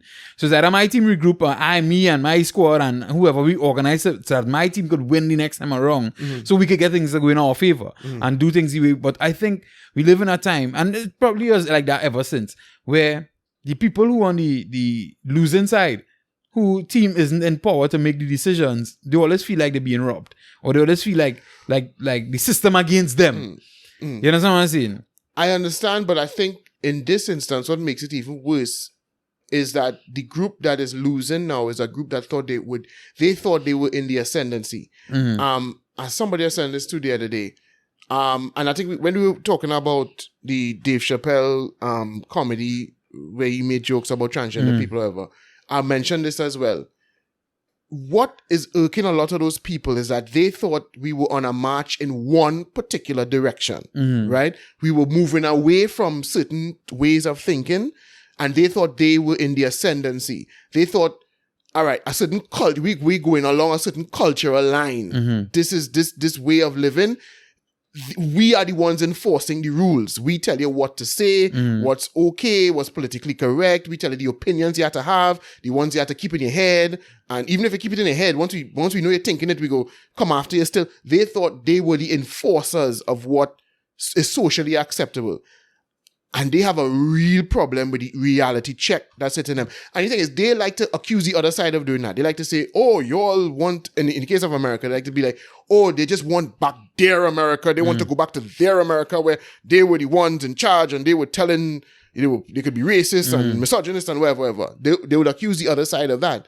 But it's the same thing they want. They are now saying, wait, we thought we shaped America now. We thought how we operate, our values, our cultural norms, they were going to be, we were gonna impose that on everybody. And if we go against, we will condemn you, and we would be the ones as the gatekeepers.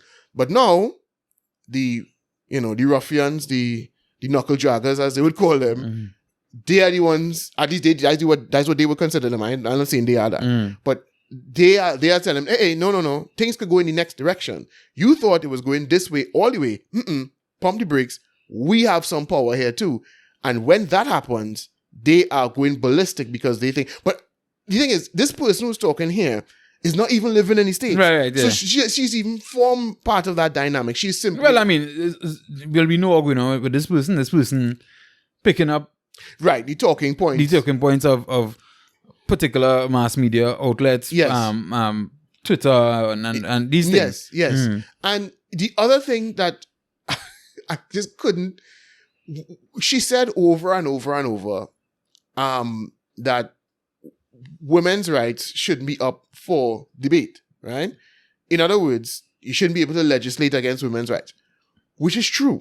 And this is why I was trying to explain to her what the crux of Roe v. Wade was, which is simply that, yes, in a democracy, you're able to make laws, and majority voting people and the people they voting can make laws. They make laws on behalf of the public. And it's basically a majority rules sort of thing. But there's something called a constitution which kind of lays down basic rules and says, okay, you can make any kind of laws, but there are certain principles and values contained in this document. You can't transgress against those laws. So whatever laws you can't make certain things laws because those things are incontrovertible. You cannot challenge them because they are basic human rights. The argument that was made in Roe v. Wade is that a woman's right to an abortion is one of those rights. No, it's not written in the Constitution.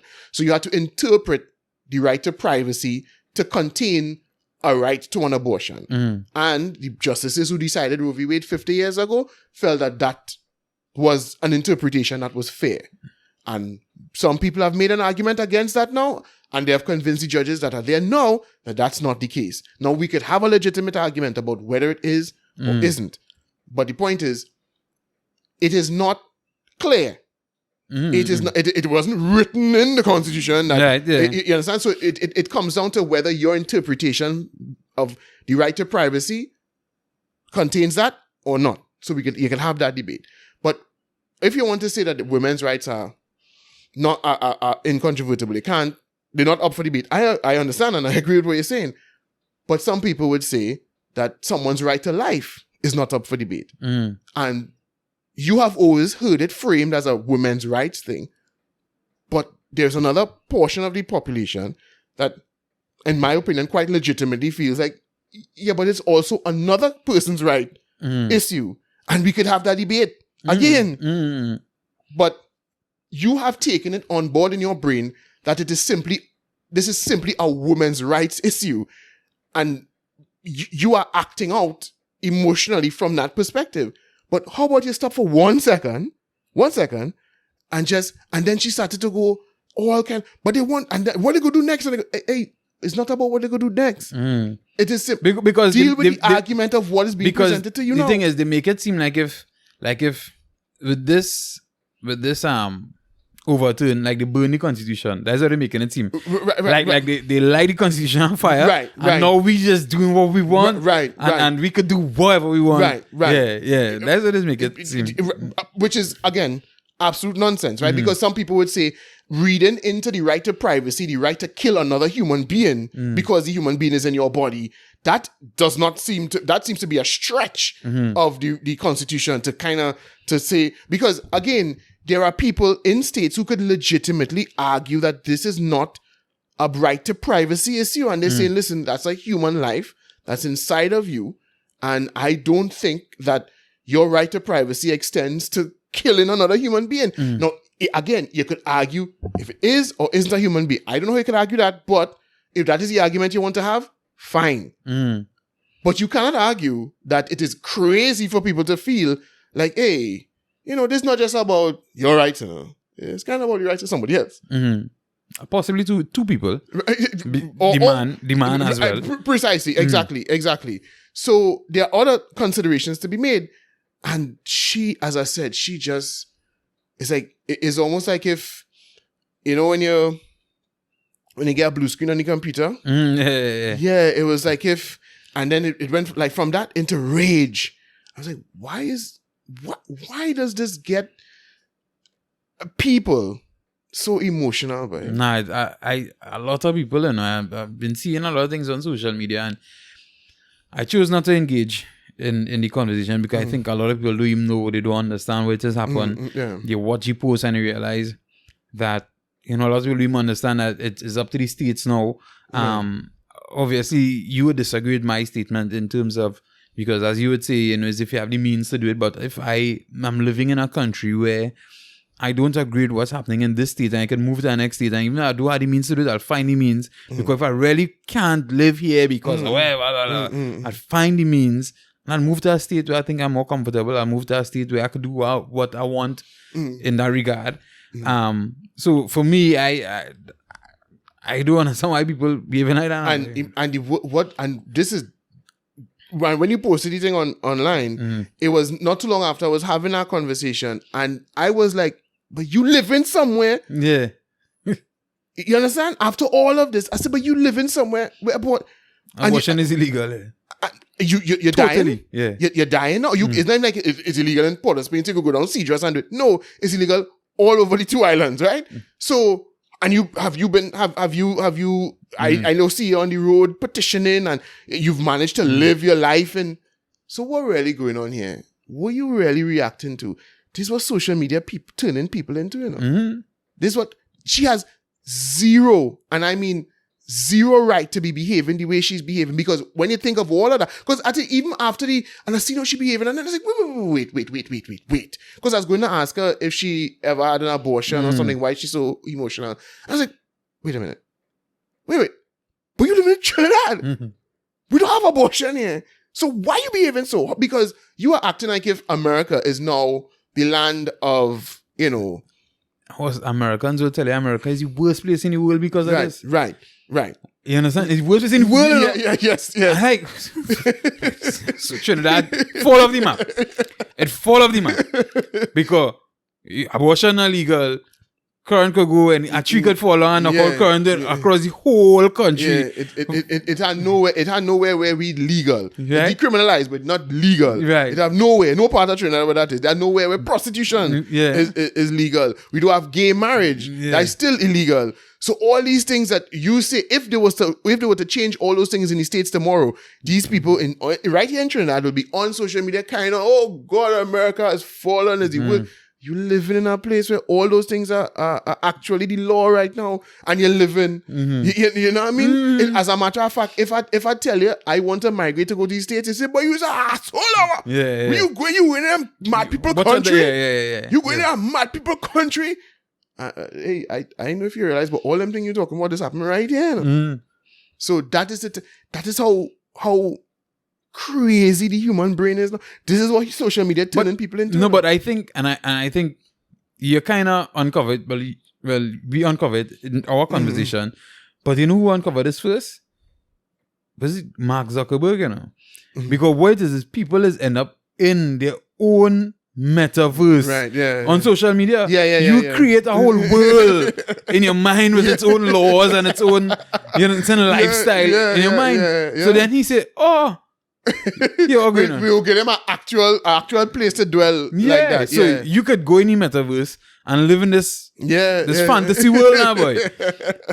And you could stay in your country but still be in the metaverse. Yeah, and still you're physically here, but like you living over there. You understand? And you becoming emotional about things happening over there. Like you living there, but crazy, Yeah. So if you just unplug, the world is going on largely the way it was for the past however millennia, But when you plug in, oh God, the world is coming to an end and there's so much craziness and it is madness, Ronaldo. This fella is he white comedian name who does apparently do a lot of them award shows and things. Ricky Gervais. Yeah. Apparently he put a Netflix special. A Netflix special. I watched it. Did you watch it? Yeah, I watched it. And it wasn't as funny as I thought it would be. Okay. Yeah. I really like Ricky Gervais, but that one wasn't as funny as I thought it would have been. It wasn't shit, but it wasn't as funny. Yeah, but we just talking about the these same people now, boy. How you calling them and how you Oh, you mean transgender people? Yeah. Oh, okay, all right. Yeah, and I just find that was kind of funny. Yeah. Well, he does that a lot, essentially to get, because again, that's what comedy used to be. We used to challenge the sacred cows, as they would call it. But people like that when the sacred cows that were being challenged were the things they didn't like. So when comedians would go up and laugh at religious people and make jokes about the Catholic Church and how the priest and them is homosexuals and raping little boys and whatever, those things were obviously, if you were a Catholic, that would have been highly offensive to you. But they didn't give a shit about that, and they still don't give a shit about it. And they love Ricky Gervais. No, just now. Or if you happen to be a little boy who would have suffered right from some kind of sexual abuse, right? Just imagine that man making jokes about that, right? Exactly, right? How that could tear you up inside, exactly. But when you talk about certain, in fact, as a matter of fact, if you talk just about another religion, about a Middle Eastern religion, then all of a sudden you can't laugh at that. Now, even though they might have some practices within that would be not congruent with Western lifestyle, progressive lifestyles. If you make a joke about that, all of a sudden they'll ban you from every. As a matter of fact, they love Ricky Gervais because Ricky Gervais has always styled himself as he's an atheist, right? And he was one of them who used to make a lot of jokes about religious people, right, and religion as a whole. And they loved him when he did that. But now when he starts making jokes about their side, the things they like, then all of a sudden, who the fact that I'm offended should stop you from talking. Now, as I say, if a religious person was to say, "Oh, but you laughing at my religion, bro," where's that? You understand what I'm saying? It didn't matter whatever you're saying was true or indifferent. Like, hey, you gotta take that. But when I'm offended now, all of a sudden, the world must stop. And that is what is at the root of it. Is people who thought that the way I think, the way the cultural norms I adopt, these are supposed to run the world. But let me tell you what I like about this, boy. Because leaders get so much gas and take so much chin up. So, the Supreme Court had this ruling with the New York. With New York and the gun laws LA in New York. and wherever. Well, I think it was specifically New York. Nah, apparently I was watching a CBS report and they said 4 other places that will benefit. It's New York that challenged it. It Right. was somebody in New York who challenged it and took it to the Supreme Court. And so I guess anywhere that has those sorts of laws That's will now know. right. Right. But it was really specifically New York's gun laws that were challenged, right? Alright, so apparently 3 other states would benefit now from this, right? And obviously you're not hearing much about that. You understand what I'm saying? Because you might just did it, guns was a problem, eh? Right. Do you understand what I'm saying? Right. To be fair, they've been mentioned in the same breath. Right. A lot of the people I'm seeing talking about it are saying shit like, well, imagine that in a country where there's you have the right to carry a gun, but not the right to seek health care, because they call it obviously. Right.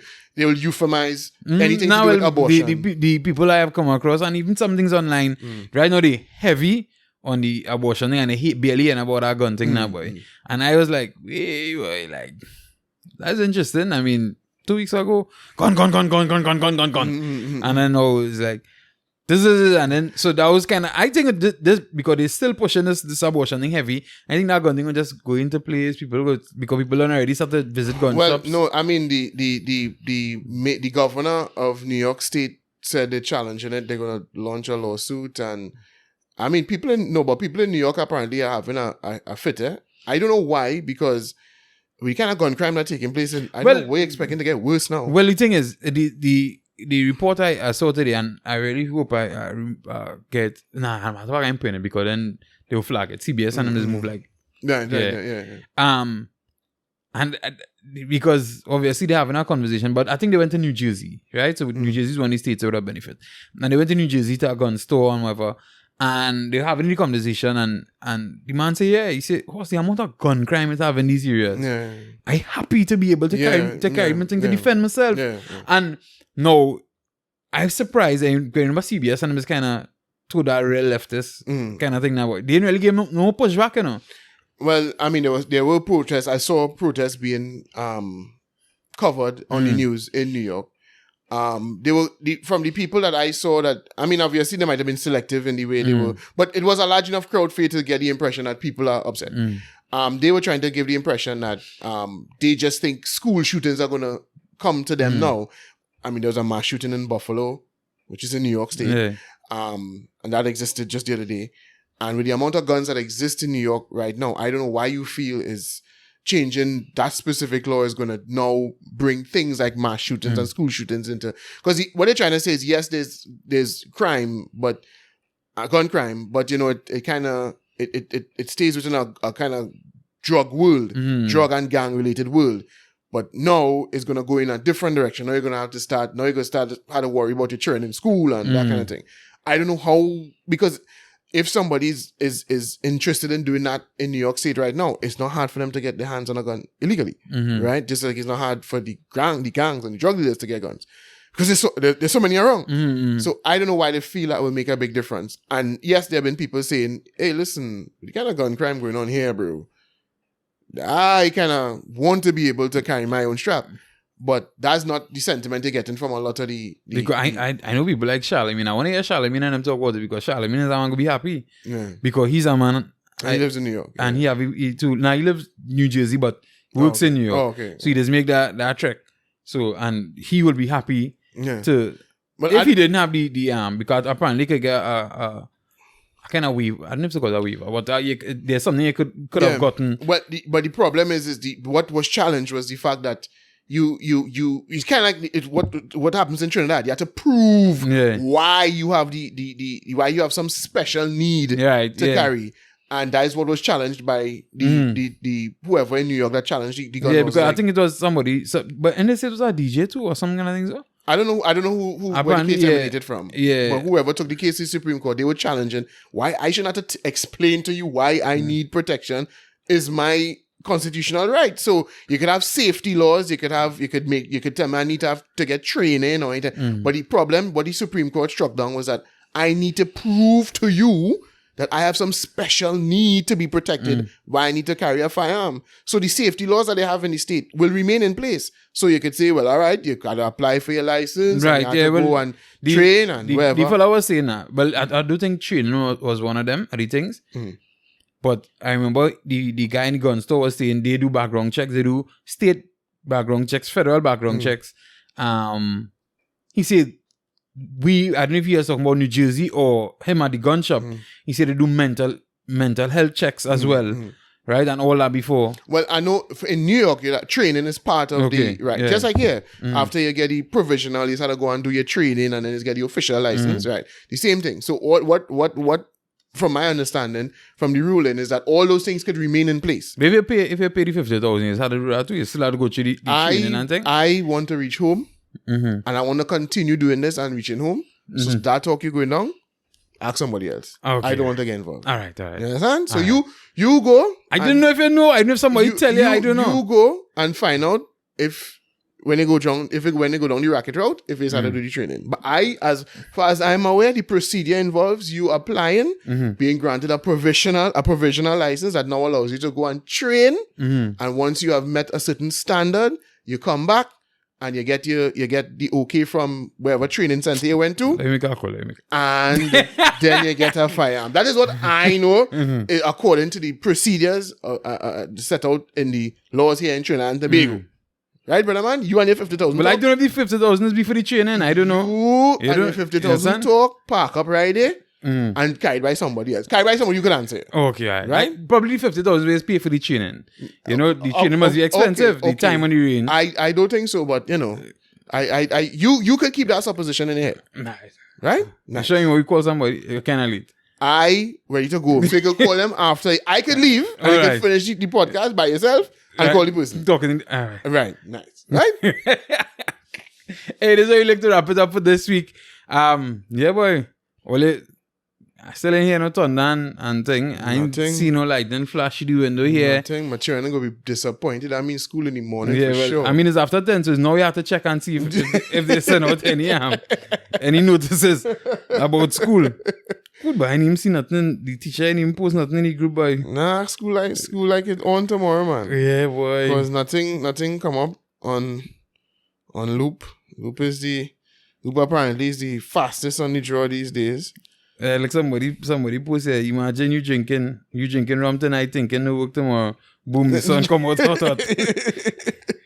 Yeah. So apparently we were questioning whether Dr. Rowley had returned. Apparently he completed his medical test and he's due home on Thursday. Hey, see that man come back when the thing gone. So yeah, I seen where the Trinidad and Tobago weather something, because there's a screenshot I reading from here. Where did PTC potential tropical cyclone 2 go? It seems like it has taken advantage of the and in taken advantage of the and in Trinidad and Tobago. The strongest winds moved between Trinidad and Tobago. So it passed right in between apparently. A new cluster of showers and thunderstorms has developed west of Grenada, likely where the center has developed. Yeah, so that's it. They say rainfall isn't finished in Trinidad and Tobago. Tobago experienced thunderstorm activity over the last hour with sustained winds up to 40 kilometers per hour. Nothing like what it was talking about earlier. Yeah. Well, I don't know if it well, yesterday they were calling it Bonnie. I think the system's name is still Bonnie, but I guess because it didn't develop into a tropical storm yet, they haven't said tropical storm Bonnie yet. Yeah. But when I heard about it yesterday, it hot pass.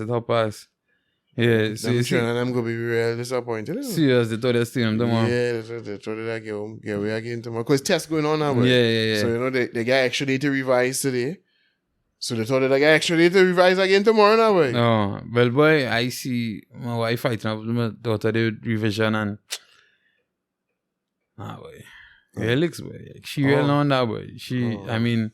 She watching the book, but like nothing sticking out. So I mean, I know, but I would admit I passed by this Monday. I went to drop out of school, and I got a bit enraged by boy, because some children like they forget to get their things signed up again now. And they had little girls and things sit down outside the school on the ground. Yeah. On the little kind of culvert thing now, boy. Sit down outside the school. Dog, I if I ever forget to do that on a Monday morning, and I come and I see my daughter sit down on the ground outside the school, dog, I'm telling you, the Malabar police station got to pick them up, dog. You have a problem. Yeah. Take them and put them somewhere, and if you want to do that shit, I think the whole thing is shit. Yeah. Right? Yeah. I think the whole thing is shit, but to put my child, do how much I say on the fucking ground. Just for box ticking purposes now. Yeah. You see, that is the problem. You see, if people really felt that, I mean, if the child's sniffling and thing, and oh God, all right. But if not, use your common sense now. Yeah. Gosh, use your discretion. Yes, there is a rule in place, but oh God, dog boy. Right, and I mean, even if, as I say, if the child's sniffling, it should have a sick room. You all should have designated. No, there is. Right? There is, because when either of my children were identified as needing to come home, before I got one, he was they leave you outside to play. Right. Once when they called me for him, but when I met him, he was playing with the children. It's like, God, yeah, what sense this make? But to be fair, I think what he was saying was that the teacher, like, she didn't really want to send him home, and he just sneezed now, real out of time anyway. So he just make a scene when he sneezed now. And I guess she maybe felt, listen, you go make people uncomfortable. I don't really feel no way, but she said, because she told him once or twice to go to the bathroom, blow his nose, thing, whatever. But he's sneezing heavy and loud. So she just like, hey, come out of the class. And she called us to, but when I got there, it was lunchtime, so he was outside playing with his friends.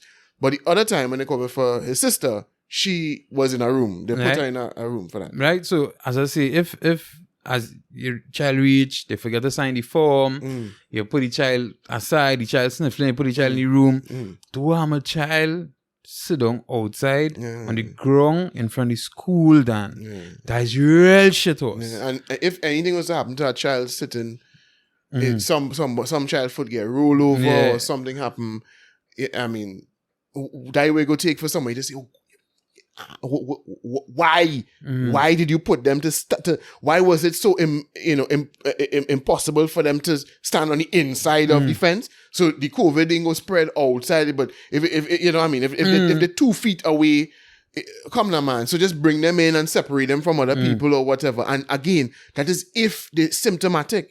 But if they're not appearing to have symptoms, then what you need me to sign anything for?